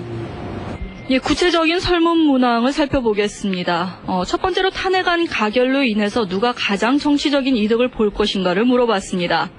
응답자의 절반 이상이 한나라당이 가장 득을 볼 것이라고 예상했고 민주당도 상당한 이득을 볼 것으로 전망했습니다. 전문가들은 대통령을 만든 정당이 대통령을 탄핵했기 때문에 민주당이 큰 이득을 못 볼 것으로 예상하고 있습니다. 열린우리당이 득을 볼 것이라는 부분은 탄핵을 야당의 부당한 정치 공세로 규정하면서 정치적인 반격 소재로 활용 가능하다고 봤기 때문인 것으로 예측할 수 있습니다. 두 번째는 가결로 가장 심각한 문제가 발생할 분야에 대해서는 응답자의 62%가 민생경제 타격을 들었습니다. 전문가들은 국방이나 외교 등 대외적인 차원의 문제보다도 정치 상황 혼미로 민생경제가 더욱 뒷전으로 밀려날 것으로 예상하고 있습니다. 다음은 국무총리가 이끌게 될 관리 내각이 당면하게 될 문제를 물었습니다. 58%가 극심한 국론 분열을 우려했고 국가 신인도 하락을 우려하는 응답자도 15%가 됐습니다. 응답을 분석해보면 전문가들은 국무총리가 이끌게 될 관리 내각이 정치적 결단이나 조정이 필요한 중요한 국정 운영에서 심각한 어려움에 봉착할 것이며 국가 신인도도 동시에 추락할 것이라고 예측하고 있습니다.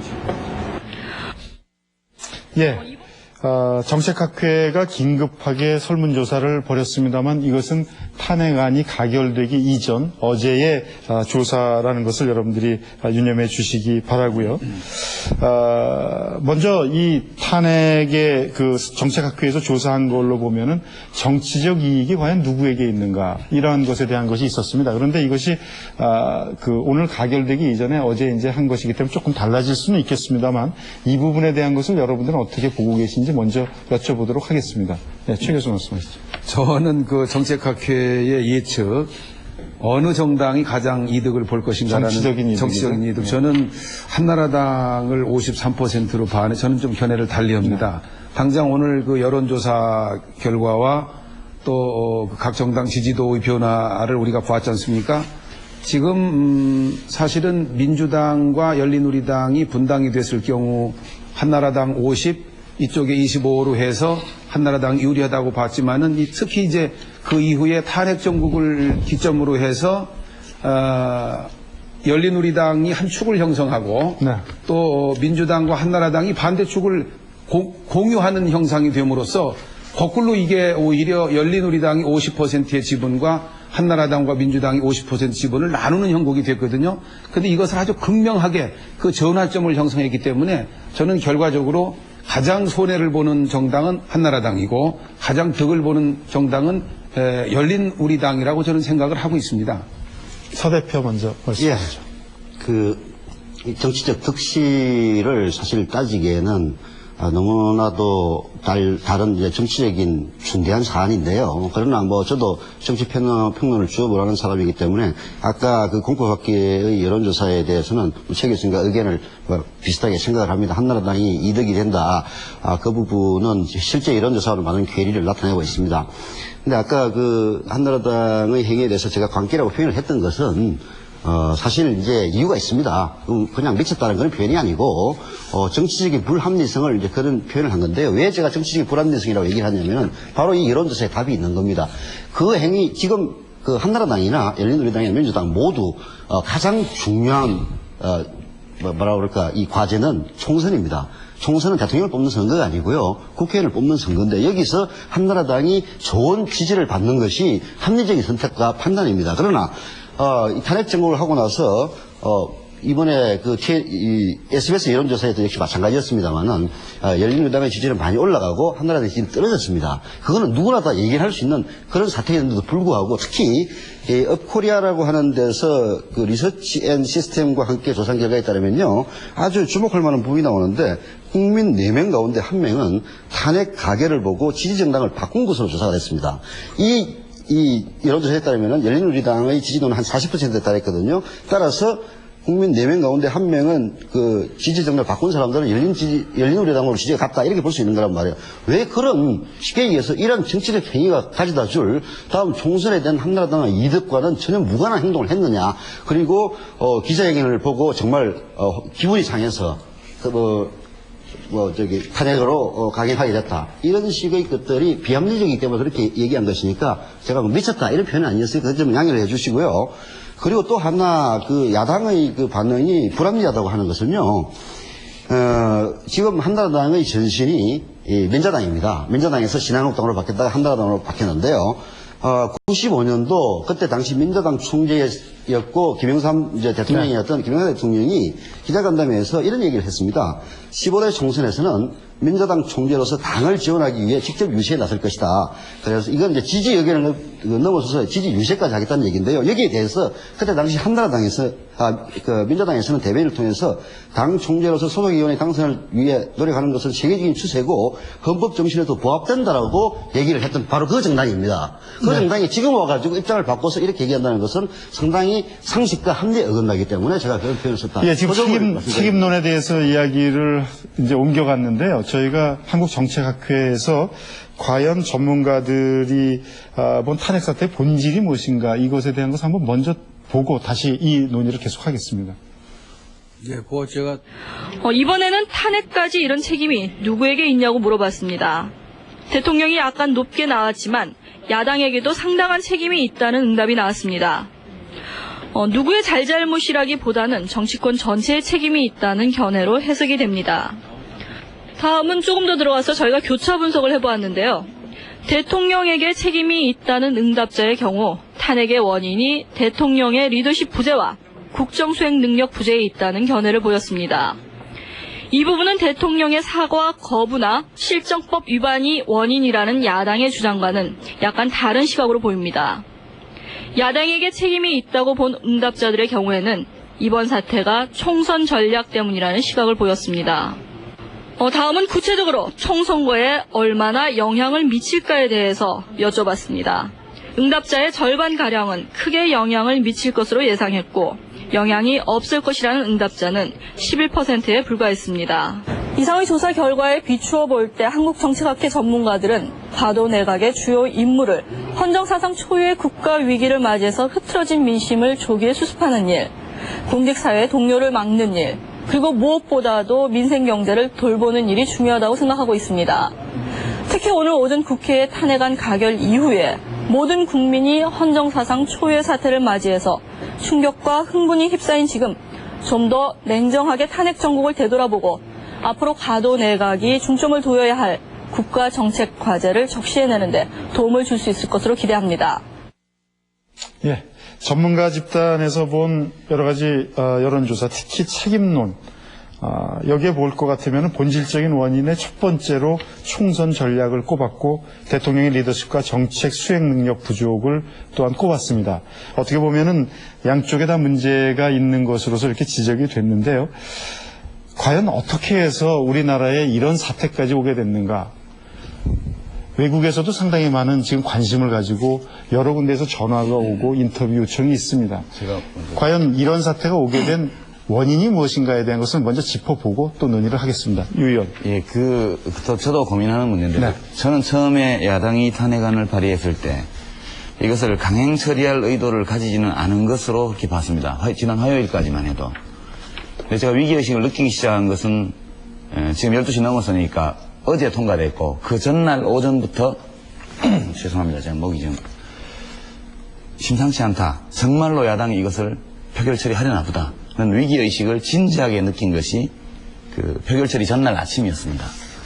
그래서 제가 이제 그런 판단을 하게 된 데에는 몇 가지 이유가 있었는데, 이제 한나라당 그 최병렬 대표께서 상당 부분 이해해 줄 수 있는 말씀을 하셨습니다. 이거 11일 밤 11시 30분에 있었던 기자간담회, 카메라 기자는 없었고 그 신문기자 들어가기 간담회인데요. 이 최병렬 대표께서 이렇게 말씀하셨어요. 여기 국회는 국권이 왔다 갔다 하는 전쟁터다. 기자들은 실감하지 못하겠지만 곰곰이 생각해보면 대통령의 진퇴를 두고 국회에서 이렇게 싸우고 있는 것은 의회 쿠데타다. 아까 저희가 의회 쿠데타라는 말을 쓴 것에 대해서 한나라당 김영근 의원님이 굉장히 거부감을 표현하셨는데요.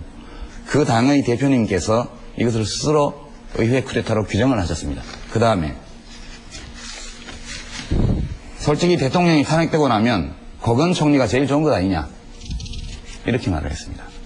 그 뒤에 다른 얘기들이 나오는데요. 요약해보면 이렇습니다.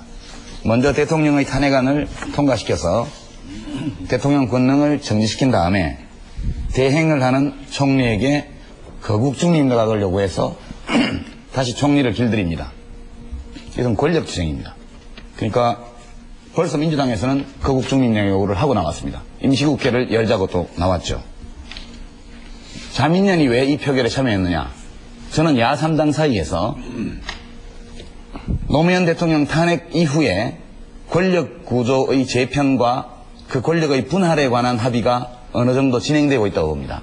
그래서 이것은 특별한 현상도 아니고 일반적으로 존재하는 상이한 이념과 지향성 이해관계를 가진 정치 집단 사이의 권력 투쟁에서 빚어지는 문제인데, 우리 경우 이것이 탄핵 소추라는 방식으로 터져나온 것은 역대 어느 대통령도 개헌 저지선조차 가지지 못한 대통령이 없었지만 이번 노무현 대통령의 경우에는 자기를 지지하는 의회 내 세력이 개헌 저지선에 미치지 못하는 상황이 조성되었기 때문에 이런 방식으로 표출되었을 따릅니다. 이게 제가 보는 분석입니다. 예, 이 앞으로의 정국이 어떻게 될 것인가 하는 것은 나중에 이야기를 하도록 하고, 지금 현재 과연 무엇이 문제가 돼서 여기까지 왔느냐 하는 것에 대한 것을 지금 토론하고 있습니다. 예, 전 대표 얘기하시죠. 네, 저는 지금 유시민 의원 말씀을 들으면서 참 어이가 없습니다. 왜 그러냐면은 국민들은 이미 그 야당의 탄핵 이야기 또는 그 전부터 탄핵의 시나리오가 있다, 뭐 이런 시사 주간지에서도 얼마든지 나오지 않았습니까? 더구나 지금 우리나라의 국회는 아까 개헌 저지선조차 되지 않을 정도로 아주 굉장히 균형이 없는 말하자면 야대 여소인 겁니다. 그럼 항상 거기에 대해서 대비를 해야 되는 겁니다. 그리고 항상 거기에 대해서 두렵게 생각해야 되고 만에 하나 만일에 그런 것에 대해서 생각을 해야 되는 겁니다. 그리고 그리고 유시민 의원도 국민의 표로 당선되었습니다만 여기 있는 국회의원들이 다 그냥 국회 안에 들어온 국회의원들이 아닌 겁니다. 그런 점에서 왜 그것에 대해서 알아차리지 못했고 왜 그것이 이틀 전이냐 이렇게 생각을 했던 것은 매우 안일하고 매우 방만하고 국민의 뜻과 또 이 하나의 정치적인 구조와 시스템에 대해서 무지했던 것 아닌가 저는 이렇게 봅니다. 예, 제가 짤막 한마디만 답변드립니다. 예, 반성합니다. 야당의 그 무한한 권력욕에 대해서 수단 방법을 가리지 않는 그 횡포함에 대해서 미리 충분히 지각하지 못했던 것에 대해서 인정하고 반성하고 국민 앞에 사과합니다. 예. 야당이 이런 식으로 제 생각에는 얘기를 하지 마시고 김 교수 얘기 듣고 냉정하게 그다음에 기회를 드리겠습니다. 전용 선생님께서 말씀하신 소수정파이니까 현실 문제에 대비해서 된다는 말씀에 동의합니다. 저도 아까 그 원인 분석을 할 때 서두에 소수정파가 정치 개혁을 밀어붙이다 보니까 무리가 생겼고 그것은 비전략적이라는 지적을 했습니다마는 그러나 그렇다고 해서 원내 다수 정파라고 해서 대통령 선거가 끝난 지 반년도 안 된 시점에 대통령으로 인정하고 싶지 않다. 국민이 대통령을 잘못 선택했다. 하는 얘기를 하는 거는 괜찮습니까? 또 아무리 소수 정권이지만 눈에 보이는 정치 부패 비리 이거 어떻게 해야 됩니까? 그냥 전략적으로 생각해서 손대지 말아야 됩니까? 국민적 요구가 있는 것입니다. 또 하나 왜 탄핵정국이 이렇게 됐느냐? 아까 말씀드린 것처럼 야권이 이 개헌선 탄핵선을 가지고 있는 게 이게 마지막 기회라는 종말 의식을 가진 것입니다. 17대 국회로 가면 지금 국민의 지지율로 봐서 원내 다수파가 될 여지는 없기 때문에 이번에 무엇이든지 해야 된다 하는 의식이 크게 작용했다고 봅니다. 그것이 배경이죠. 앞서 말한 거하고 모순되지 않습니까? 예, 결국 이제 이 탄핵을 하게 된 것이 노 대통령 집권 1년 만의 그 국정 실패, 파행 이런 것이 되겠고요. 이 국민의 그 피폐한 그 생활 상태, 우리나라 투자 기피국이 돼 가지고 도저히 외국인 투자가 지금 되질 않고 가계 대출 규모가 440조로 늘어가는 이런 처절한 상황에서 국회에서 무슨 대책을 좀 강구하라 이런 요구에 의해서 시작됐습니다. 그런데 조금 전에 유 의원님께서 그것은 결국 대통령을 퇴진시키자는 그러한 의도가 아니었나. 물론 대통령을 퇴진시키는 것이 목적입니다. 왜 그런 거 아니? 이렇게 하다는 다 죽는다. 그러니 앞으로 4년 이렇게 갈 것이냐? 여기서 퇴진시키고 새로운 희망을 가지고 갈 것이냐? 하는 이런 상황에서 대통령을 퇴진시키자는데 서로 어떤 합의, 명시적 내지 묵시적 합의가 있었다고 보고요. 그리고 내각제 이야기가 거기에서 나온 이유는 저는 그렇게 생각합니다. 갑자기 한 사람의 지도자라는 사람이 나와가지고 그 잘못된 지도자에 의해서 국정이 완전히 황폐화되는 이런 놀라운 상황을 우리가 지난 1년 동안 겪었거든요. 그러니까 앞으로 이 거대한 대한민국이라는 나라, 땅덩이는 좁지만은 매우 거대한 이 나라는 뭔가 여러 사람의 지혜를 모아서 끌고 나가지 않으면 안 되겠다는 그런 절박한 상황을 국회의원들이 가지고 있는 것도 사실이고, 그런 속에서 거국 중립 내각의 이야기라든지 혹은 또 권력 구조 개편 이야기가 그것은 아주 자연스럽게 나오는 것이다 이렇게 생각이 됩니다. 네. 그런데 이것이 권력욕이다 이렇게 이야기하지 마십시오. 왜냐하면 권력욕이라 그러면 열린우리당 국회의원 45명 자기 당 다 버리고 쫓아가서 권력욕에 의해서 참 그 불나비와 같이 몰려들었다가 어제 그 의사당에서 온갖 불법을 다 자행해서 그렇게 막 경위들하고 싸움을 해가면서 의사를 방해하고자 하는 그 참 놀라운 그 투쟁 보면서 참으로 국민들이 권력욕이라는 것이 저렇게 처참한 것이구나 하는 것을 느끼지 않았겠느냐 저는 그렇게 생각합니다. 예. 거기에 대해서는 별로 할 얘기는 없고요. 국민, 민심이 전심이라는 얘기고, 이제 이 원인이 어디에 있느냐. 그런 부분을 이제 생각을 하면은, 지금 정치권에서 가장 중요한 정치 일정은 총선입니다. 그래서 저는 이제 이번 탄핵 정국이 총선용이다라는 그런 생각을 제일 먼저 할 수가 있는데요. 총선을 하기 위해서 여당이 대통령 탄핵시키는 그런 정국을 조성한다. 이건 합리적 이유는 아닙니다. 그래서 대통령 탄핵 정국을 조성한 것이 열린우리당의 선거 전략이라고 볼 수는 저는 없다고 보고요. 그렇다면은 이제 한나라당의 선거 전략이다. 이렇게밖에 볼 수가 없는 건데 선거 일정을 감안하면 말입니다. 정치 일정을 감안하면 이 부분이 저는 영 이해가 잘 안 가는 대목이에요. 사실은 원인은 그렇다고 보는데 이 판단을 잘못한 것이 아닌가 싶은데 아무래도 한나라당은 다음 4월 달에 있는 총선을 국회의원을 뽑는 선거가 아니라 대통령을 뽑는 선거로 착각하는 것이 아닌가라는 그런 이제 의혹을 저는 갖고 있는데요. 네. 그래서 뭐 의원 내각제라든지 이런 얘기까지 나오는 것 같은데요. 그런데 이 결과를 보면은 한나라당은 잘못된 선택을 한 겁니다. 이 탄핵 정국의 조성에 따라서 국민 4사람 중에 1명이 지지 정당을 바꾸고 그리고 그렇게 위법을 했다고 말씀하신 그 열린우리당의 지지율이 40%대로 올라가고 하는 그렇다면 한나라당은 뭔가 네. 잘못된 전략을 갖고 접근을 해서 이런 사태를 초래한 게 아닌가. 정리하고 넘어가겠습니다. 근데 국민들이 봤을 무슨 때는 말인지 정말 알겠습니다. 이해하기 어려운 정치적 실익들이 있지 않았는가 하는 의혹은 있을 겁니다. 왜냐하면 그 열린우리당의 대응이라든가 또는 한나라당 민주당의 추진이라든가 이러한 것들에 대해서 의혹을 가질 수 있습니다. 그렇기 때문에 거기에 대해서 아주 짧게만 이야기를 하고 다음 주제로 넘어가겠습니다. 서영석 대표께서 아주 공세적으로 상당히 준비된 내용으로 말씀을 하시는데 저는 토론의 본질을 그렇게 어떤 그 하나의 목표를 설정해서 공세적으로 하기보다는 있는 현상을 객관적으로 얘기하는 것이 시청자들에 대한 의무라고 생각합니다.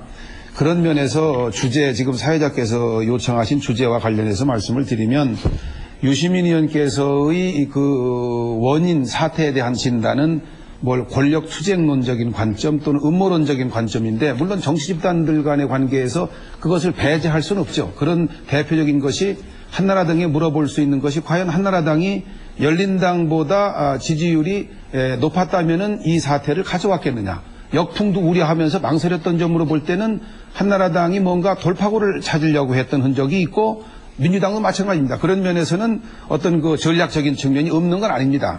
설령 그렇다고 하더라도 이 탄핵안의 발의 문제는 또 김용균 의원께서는 이 정치적인 측면을 강조하셨지만은 사실은 정치적인 측면 실정이라든지 이런 문제라면 대통령 하야를 요구하고 또 대통령 퇴진을 요구해야 옳은 일이지 이것을 법률적 사항인 탄핵으로 가져가는 것은 부적절해서 이렇게 판단하고 있습니다. 다만 그러나 소위 열린당 쪽이나 정부 쪽에서 사태를 보는 그런 전략적 음모론적 또 미시적 관점에서 보다 보면은 늘 이런 악순환을 되풀이합니다. 보다 상황 논리적 거시적인 관점에서 볼 때만이 이 사태를 예방할 수 있었고 미연에 방지할 수 있었습니다. 예를 들면은 우리나라의 헌법 구조상 이 다수당이 말이죠. 다수당이 대통령을 탄핵할 때 대통령은 보호권이 없습니다. 전혀 보호권이 없어요. 그것을 방어할 법적 수단이 없습니다. 당할 수밖에 없어요. 3분의 2 이상이 여기에 동조할 땐 그냥 당하게 되는데 이 헌법상의 모순입니다. 이것이 대통령 주심 제하에서. 따라서 그렇다고 그러면 대통령 입장에서는 그 수단이 뭐냐? 대화와 설득과 타협입니다.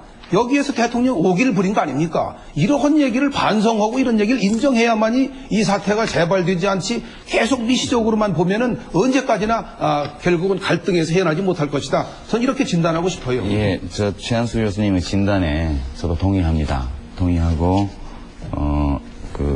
참여정부가 그런 점에서 여러 가지 부족한 점이 있었다는 것도 또 저 개인적으로도 볼 때 인정될 수 있다 이렇게 봅니다. 근데 이제 그렇게 말하기는 참 쉬운데요.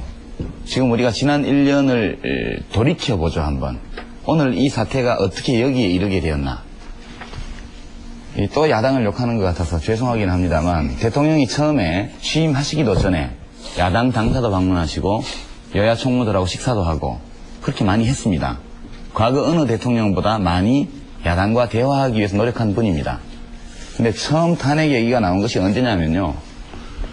2003년 2월 25일 날 취임해가지고 2003년 3월 10일 날 첫 탄핵 얘기가 나왔습니다.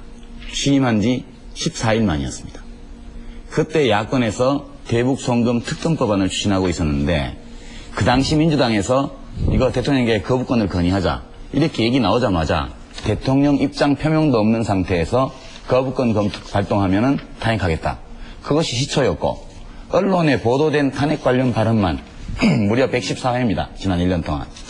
그러니까 이 대통령께서 그런 와중에서도 더 잘 해주셨더라면 더 좋았을 것이라는 그 말씀에 제가 전적으로 동의하면서도 또 그렇게 단순히 옳은 말씀을 드려서 그래서 대통령에 문제 있다. 이렇게 하기에는 또 부적절한 면이 좀 있다는 점을 말씀드리고 한 가지만 더 첨언하면요. 저는 한나라당의 여러 의원들께 여러 차례 이런 충고를 드렸습니다. 총선에서 한나라당의 상대는 노무현 대통령이 아니라 열린우리당이다. 열린우리당은 대통령과 종종 대화하고 서로 교신하고 협력하는 관계이지만 대통령이 열린우리당을 지배하고 지시하는 관계가 아닙니다. 아까 김영준 의원님 우리가 지시받아서 국회 안에서 싸움한 것처럼 말씀을 하시던데요. 그렇게 보시면 계속해서 총선을 앞두고 노 대통령을 공격하게 됩니다. 지난 2달, 3달 동안 끊임없이 노무현 대통령을 공격해왔지만 그 동안에 무슨 일이 벌어졌습니까? 열린우리당 지지율은 2배 반으로 오르고 한나라당 지지율은 반토막이 났고 민주당은 3분의 1 토막이 났습니다.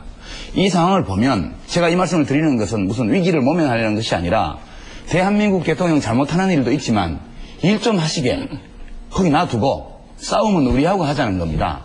그렇게 여러 번 충고드렸음에도 불구하고 오늘 이 사태에 이르기까지 계속 대통령만 공격하고 이렇게 하신 것이 저는 정말 안타깝다는 말씀을 드리고 이제부터라도 좀 공격 목표를 바꿔주실 수 없는지. 예, 제가 전혀 제가 잠깐 말씀드리겠습니다. 제 생각에는 뭐 대통령께서 노무현 대통령께서 이 열린우리당한테 몸싸움하라고 저는 했을 거라고 생각 안 합니다. 모든 국민이 그 정도 다 알고 있습니다. 그런데 중요한 것은 지금 대통령이 아니라 한나라당은 열린우리당하고 그걸 해달라. 뭐 지금 국민들의 입장에 지금 여기 이쁜 당이 어디가 있습니까?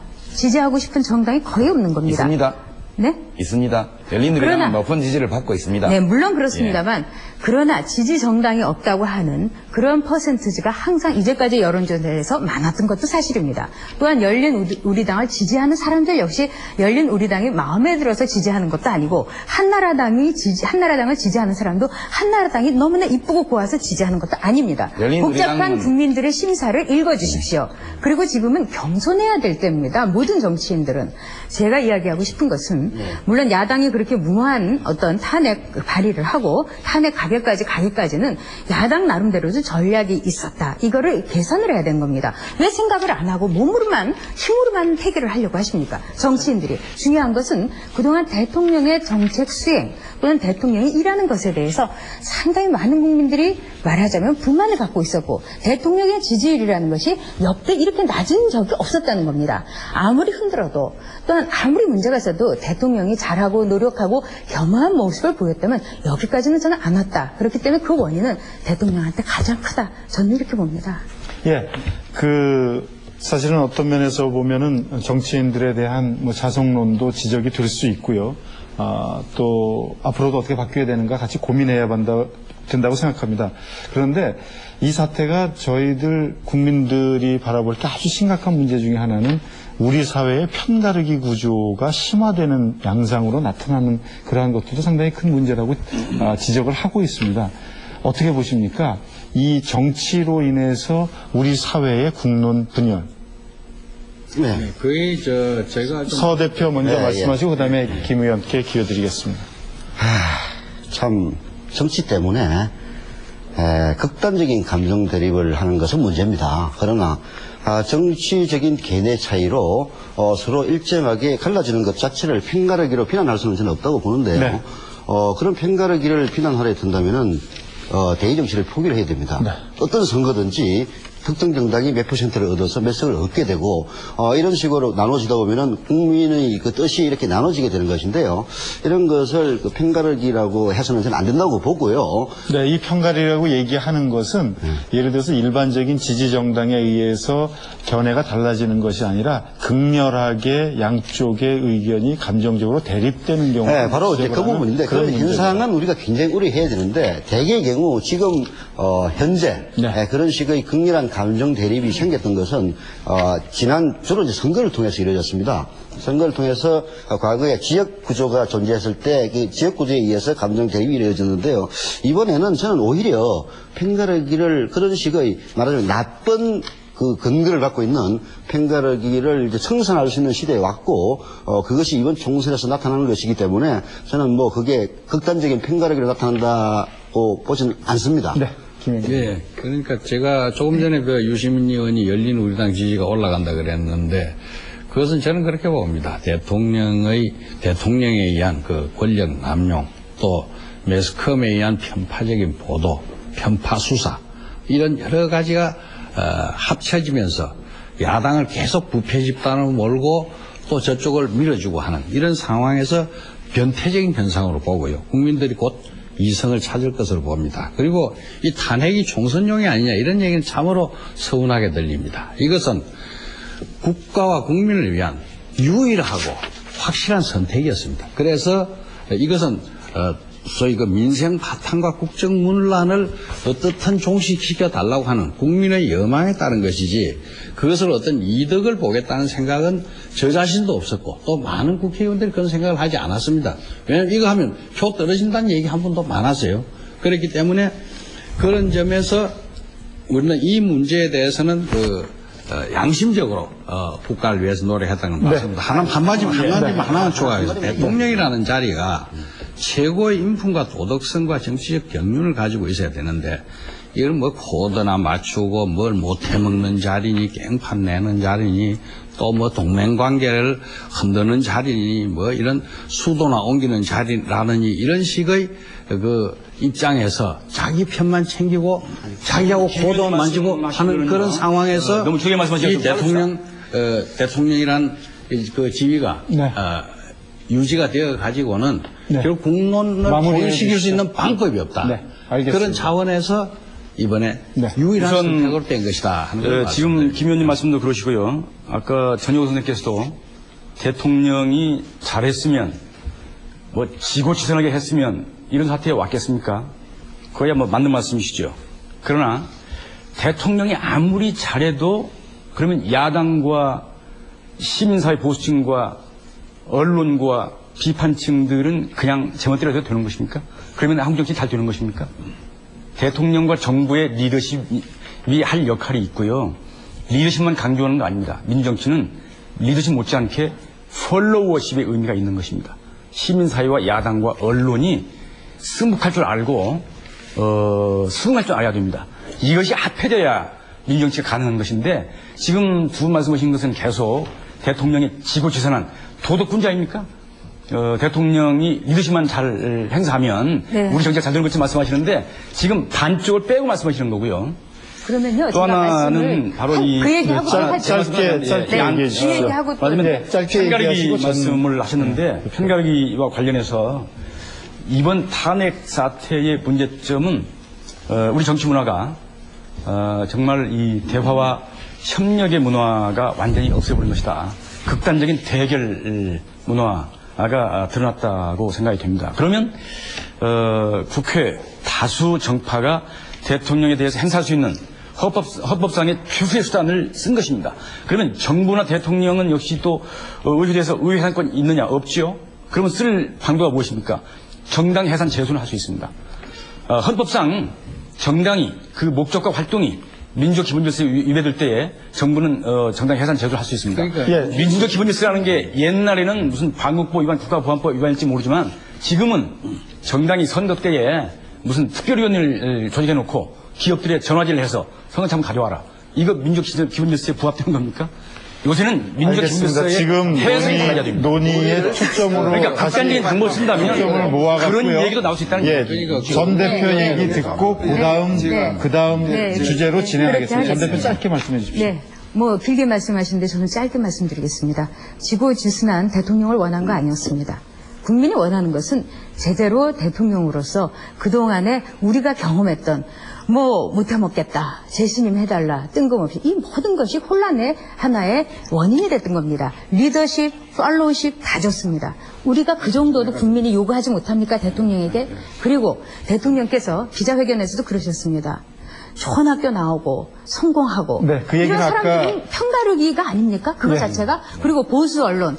저도 사실은 이 정권 전까지만은 진보 쪽으로 했던 사람인데 이 정권에 오니까 어느새 보수 쪽으로 가는 겁니다. 수많은 사람들 말하지 않고 열심히 일하고 있는 사람들이 왜 보수가 돼야 되는 겁니까? 왜 편가르기가 되고 그들이 돼야 되는 겁니까? 예, 알겠습니다. 그 얘기 잘 들었고요. 지금 시간이 많지 않기 때문에 저희들이 좀 정리를 해야 될 시간이 된 것 같습니다. 사실은 이런 사태에 대해서 제일 불안해하는 분들은 우리 국민들입니다. 외국에서도 굉장히 많은 걱정들을 하고 어떻게 이런 사태가 한국에서 벌어지게 됐는가에 대해서 우려의 전화도 오고 합니다. 그런데 사실은 더 심각한 걱정과 두려움, 불안 이런 것은 앞으로의 사태입니다. 오늘 TV를 지켜보신 분들은 다 보셨겠지만은 비장한 상태에서 양쪽 측들이 대통령 탄핵안을 가결시키고 나서 나가는 그런 모습들을 봤습니다. 국민들은 걱정을 하고 있는 것은 이제 앞으로 어떻게 될 것인가, 여야의 극한 대치가 어떤 전략으로 정말 어떻게 나올 것인가 하는 것을 걱정을 하고 있습니다. 그 부분은 짧게 저희들이 논의하고 넘어가겠습니다. 제가 아니 가만히 있었다. 유 의원 좀 조금만 좀 적읍시다. 네. 유시민 의원님께서나 여기 우리 김영균 의원께서 두 국회의원 나오셨는데 이번 탄핵 사태에 당리당략을 자꾸 배제하려고 하는 얘기는 상인들이 이득 안 남기고 장사한다는 얘기, 노인 죽기 싶다는 얘기, 처녀 시집 가기 싫다는 얘기하고 똑같은 얘기입니다. 그런 얘기는 하지 마시도록 하고요. 저는 안 했습니다. 말씀은 내용에 이렇게 포함되어 있기 때문에 표현 안 했지만 그런 아니요, 내용이고. 저는 그렇게 저는 이렇게 봅니다. 앞으로 가장 중요한 게 저는 노무현 대통령을 이해하려고 요즘에 무척 애를 쓰는데 그것은 하나가 이분이 새로운 리더십을 시험하려고 하고 있습니다. 예를 들면 과거 권위주의적인 리더십에서 자유분방하게 그리고 뭔가 기존 질서를 좀 바꿔보려는 이런 거 좋다 이겁니다. 그런데 그 뜻은 좋은데 그것이 아무리 이 종자가 좋아도 밭이 맞아야 이게 싹이 나고 자라는 겁니다. 그렇기 때문에 그런 부분에 대해서 적합성, 적실성을 충분히 연구 검토해서 적용을 하는 이런 지혜가 없어요. 이런 네. 지혜가 우선 필요하고 네. 앞으로 우리는 특히 여야가 한 발짝씩 물러가야 됩니다. 네. 국민을 생각하는 정치를 해야지 선거만을 생각하는 정치에서 한 발짝 물러가야 됩니다. 알겠습니다. 이건 똑같아요. 모두. 잘 들었고요.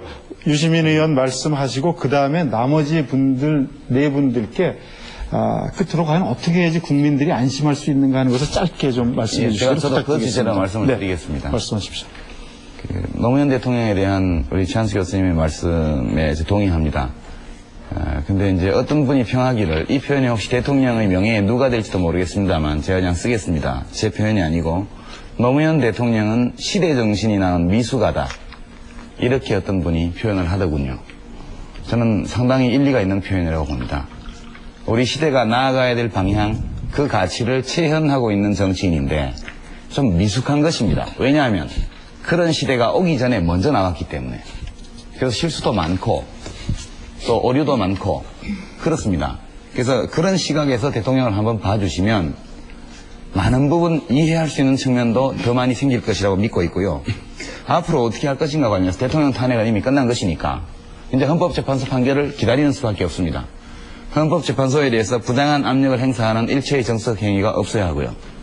헌법재판소는 가능하면 조속히 이 문제를 매듭지어 주시는 것이 바람직하다고 봅니다. 그리고 야당에 대해서 꼭 부탁드리고 싶은데 제가 이게 문서는 안 쓰겠습니다. 야당의 의도를 노출해주는 여러 가지 문서와 이런 정보들이 있습니다만 쓰지 않고 그냥 부탁만 드리겠습니다. 고건 총리 대통령 권한대행입니다. 이제 경호도 대통령 수준으로 하게 됩니다. 늘 흔들지 말아 주십시오. 대통령에 대한 탄핵이 타당한지 아닌지 헌법재판소에서 결정하는 그날까지 고건 총리를 중심으로 한 내각이 안정성을 갖추고 지금까지 해온 정책 기조 위에서 그대로 갈 수 있도록 좀 도와주십시오. 그리고 싸울 일이 있으면 정당들끼리 싸우십시다. 정부는 일하게 하고 이것 한 가지만 잘 해주셔도 저는 이 잘못된 탄핵 사태의 부작용을 그래도 줄이는 데 도움이 될 것이다. 이렇게 생각하고 간곡하게 부탁을 드립니다. 네, 탄핵 사태가 잘못됐다는 말을 빼고는 다 저도 동의를 합니다. 그런데 현재 이 탄핵 발의가 됐으니까 헌법재판소에 맡겨두고요. 탄핵 심판을 우리가 기다려야 됩니다. 그러나 대통령 입장에서는 국회에서 이렇게 절대 다수로 탄핵 결의를 했기 때문에 이미 정치적 불신임은 끝난 것입니다. 여기에서 그걸 인정하지 않고 심판을 한번 기다려보겠다. 이것은 참으로 대통령답지 않은 일입니다. 대통령이라는 자리는요, 무슨 학습을 한다든지 정치 실험을 하는 자리가 아닙니다. 완전히 인품과 실력을 준비해서 국민을 다스리는 자리입니다. 그렇기 때문에 여기에서 국가 원수로서 그 권위를 회복할 수 없는 그런 어려운 입장에 있을 때 그 심판 결과를 기다릴 것이 아니라 일단 적절한 시간에 대통령직에서 물러나는 것이 가장 명예로운 일이 아니냐. 그것이 가장 좋은 해결책이 아니냐. 그렇게 생각이 되고요. 그리고 우리가 이 탄핵 그래가지고 지금 경기가 정시가 폭락한다 이런 얘기가 있습니다만 또 전문가들 이야기 들으니까 주말 지나서 월요일 이후에는 회복이 될 것이다 이런 전망을 하는 분도 있고 이 충격 닉슨이 탄핵됐을 때 제가 미국에서 무슨 이런 일이 있느냐 생각을 했는데 그러나 이것이 헌법의 현실이라는 것을 국민들이 안다면 충분히 이해를 하고 그 충격을 흡수할 수 있을 것이다 이렇게 확신을 합니다. 나머지 세 분 남았습니다만 제가 주문한 내용은 어떻게 해야 국민들이 안심할 수 있을까 하는 것에 대한 해법을 한마디씩만 해주시기를 부탁드린 겁니다. 네. 김영균 의원께서 방금 발언하신 것은 지극히 적절하지 않다고 생각합니다. 대통령이 알아서 하야하라 하는 것은 국정 혼란을 의미한다고 생각하고요. 지금 우리의 법률과 제도와 시스템에 따라서 탄핵 가결 이후에 이 일을 잘 처리해야 될 것이고 높은 국민의식과 정치문화가 그것을 보증하고 있습니다. 그런데 지금 대통령 보고 가결이 됐으니까 지금 물러나라 하는 것은 매우 타당하지 않다는 말씀을 드리고요. 앞으로 어떻게 될 것이냐. 3번의 심판이 남아 있습니다. 첫째는 헌재의 심판이지요. 법률심일 것입니다. 대법원의 판례가 대통령이 선거에 관해서 언론 회견석상에서 개인적 의견을 밝히는 것은 선거법 위반이 아니라는 판례가 이미 2000년 4.13 직전에 나와 있습니다. 두 번째, 총선에 의한 심판이지요. 국민의 선택입니다. 정치 부패에 대해서 계약을 할 것인가 말 것인가. 두 번째는 다수파의 횡포에서 실감했을 것입니다. 여기에 대해서 국민의 관심과 이 판단이 고려되고 있고 대통령제 아래에서 국회 구성을 어떻게 할 것인가. 국민의 선택입니다. 세 번째, 역사의 심판을 말할 수가 없는데요. 1969년 박정희 전 대통령의 장기 집권의 그 기틀을 놓았던 삼선개헌 당시의 국회의 충돌을 연상시킵니다.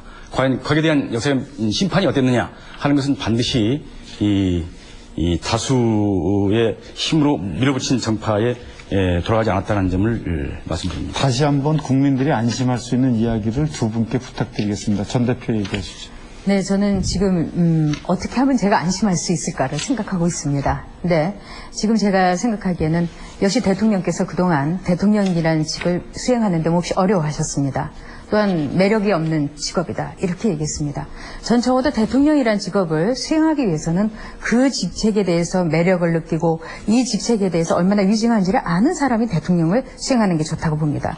또한 유시민 의원께서 말씀하신 대로 미숙하다 이랬는데 미숙아는 인큐베이터에서 키운 뒤에 나와야지 제대로 생명을 유지할 수 있는 겁니다. 그런 식으로 인용하시는군요. 네, 아까 말씀하신 것을 제가 듣고서 생각한 걸 얘기한 겁니다. 매우 비열한 인용 방식입니다. 제가 비열하다고 말씀하실 수 있는 근거는 무엇입니까? 지금 논의가 저는 그렇기 때문에 국민의 한 사람으로서 저는 이렇게 국민의 한 사람인 생각합니다. 거 다 아니까요. 전효옥 씨의 생각을 말씀을 하세요. 대통령 나가라 그 얘기 아닙니까?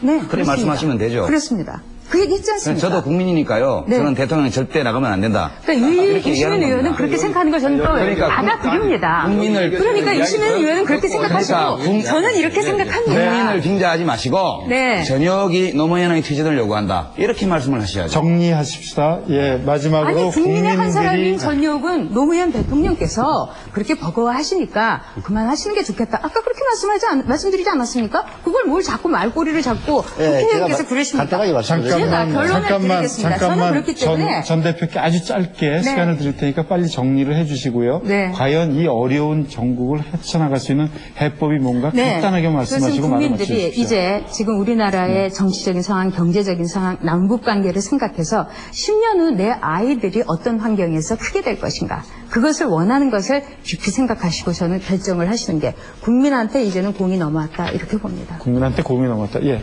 서 대표. 어떤 사람을 대통령으로 선택하느냐 그 문제는 사실 이 논의의 주제는 아닙니다만은 그건 뭐 개인의 성향에 따라서 누구를 선택할 수도 있고 어떤 사람은 뭐 다른 사람이 대통령이 됐으면 좋겠다 뭐 생각할 수도 있겠지만은 어떻게 하겠습니까? 2년 전 선거에서 노무현이라는 사람을 대통령으로 뽑았으니까 그 국민이 뽑은 대통령의 임기에 대해서 이미 이제 한나라당에서는 탄핵 심판을 제출했고 현재의 심판이 남아 있으니까 그건 그게 맡겨두는 것이 온당하다고 봅니다. 이 문제는 저는 그 정치적인 서로 간에 뭐 양보하고 이렇게 해서 풀어나갈 단계는 지났다고 생각합니다. 야당이 힘을 합쳐서 대통령을 이미 탄핵 심판한 이런 상태이기 때문에 서로 이성을 찾고 뭐 어떻게 하자라는 얘기는 하나의 수사에 불과하고요. 다행히 이런 대치 상태가 이제 선거 다음 총선까지 30일밖에 남지 않았습니다. 그래서 자연스럽게 선거를 통해서 표출을 하는 것이 결국은 가장 현실적이고 타당한 해법이 아닌가 저는 그렇게 봅니다. 저 한 10초만 말씀을 드리겠습니다. 그 선거를 통해서 하는 것이 타당하다고 그랬는데 지금 중요한 것이 국민들이 저도 그렇습니다. 어느 당을 선택할 거냐. 선거에서는 집권당과 야당이 있는데 헌재가 선거 전에 판단을 해주지 않으면은 집권당 야당이 없거든요. 그래서 이번 선거에 국민이 올바른 판단을 위해서는 헌재가 좀 빨리 판단하는 것도 하나의 방법이다. 네, 알겠습니다. 참 안타까운 하루를 지나보내고 지금 다음 날을 맞고 있습니다. 대통령이 탄핵되는 초유의 사태가 일어났습니다. 과연 이 문제를 어떻게 풀 것인가 또는 국민들의 불안을 어떻게 씻어줄 것인가 하는 것이 가장 중요한 우리들의 고민이 아닐 수가 없습니다. 여러 해당되는 국회의원들 또 관심 있는 전문가들이 나오셔서 이야기를 하셨지만 그렇게 쉽게 해법이 찾아지지 않는다는 것도 또한 발견을 했습니다. 앞으로 이러한 사태가 더욱더 악화되지 않고 이제 총선까지 남은 30여일 동안에 우리 국민들은 더욱더 냉철하고 신중한 가운데에서 현명한 선택을 하실 것이라고 저희들은 기대합니다. 우리 국민들에게 거는 기대가 우리 국민들 자신뿐만 아니라 외국에서도 지켜보는 눈들이 높기 때문입니다. 탄핵이 더 이상의 파국으로 이어지지 않기를 간절히 기대하면서 SBS 대토론 이것이 여론이다 첫 방송을 여기서 마치겠습니다. 밤늦게까지 시청해주신 시청자 여러분 감사합니다. 다음 주에 다시 뵙겠습니다. 안녕히 계십시오.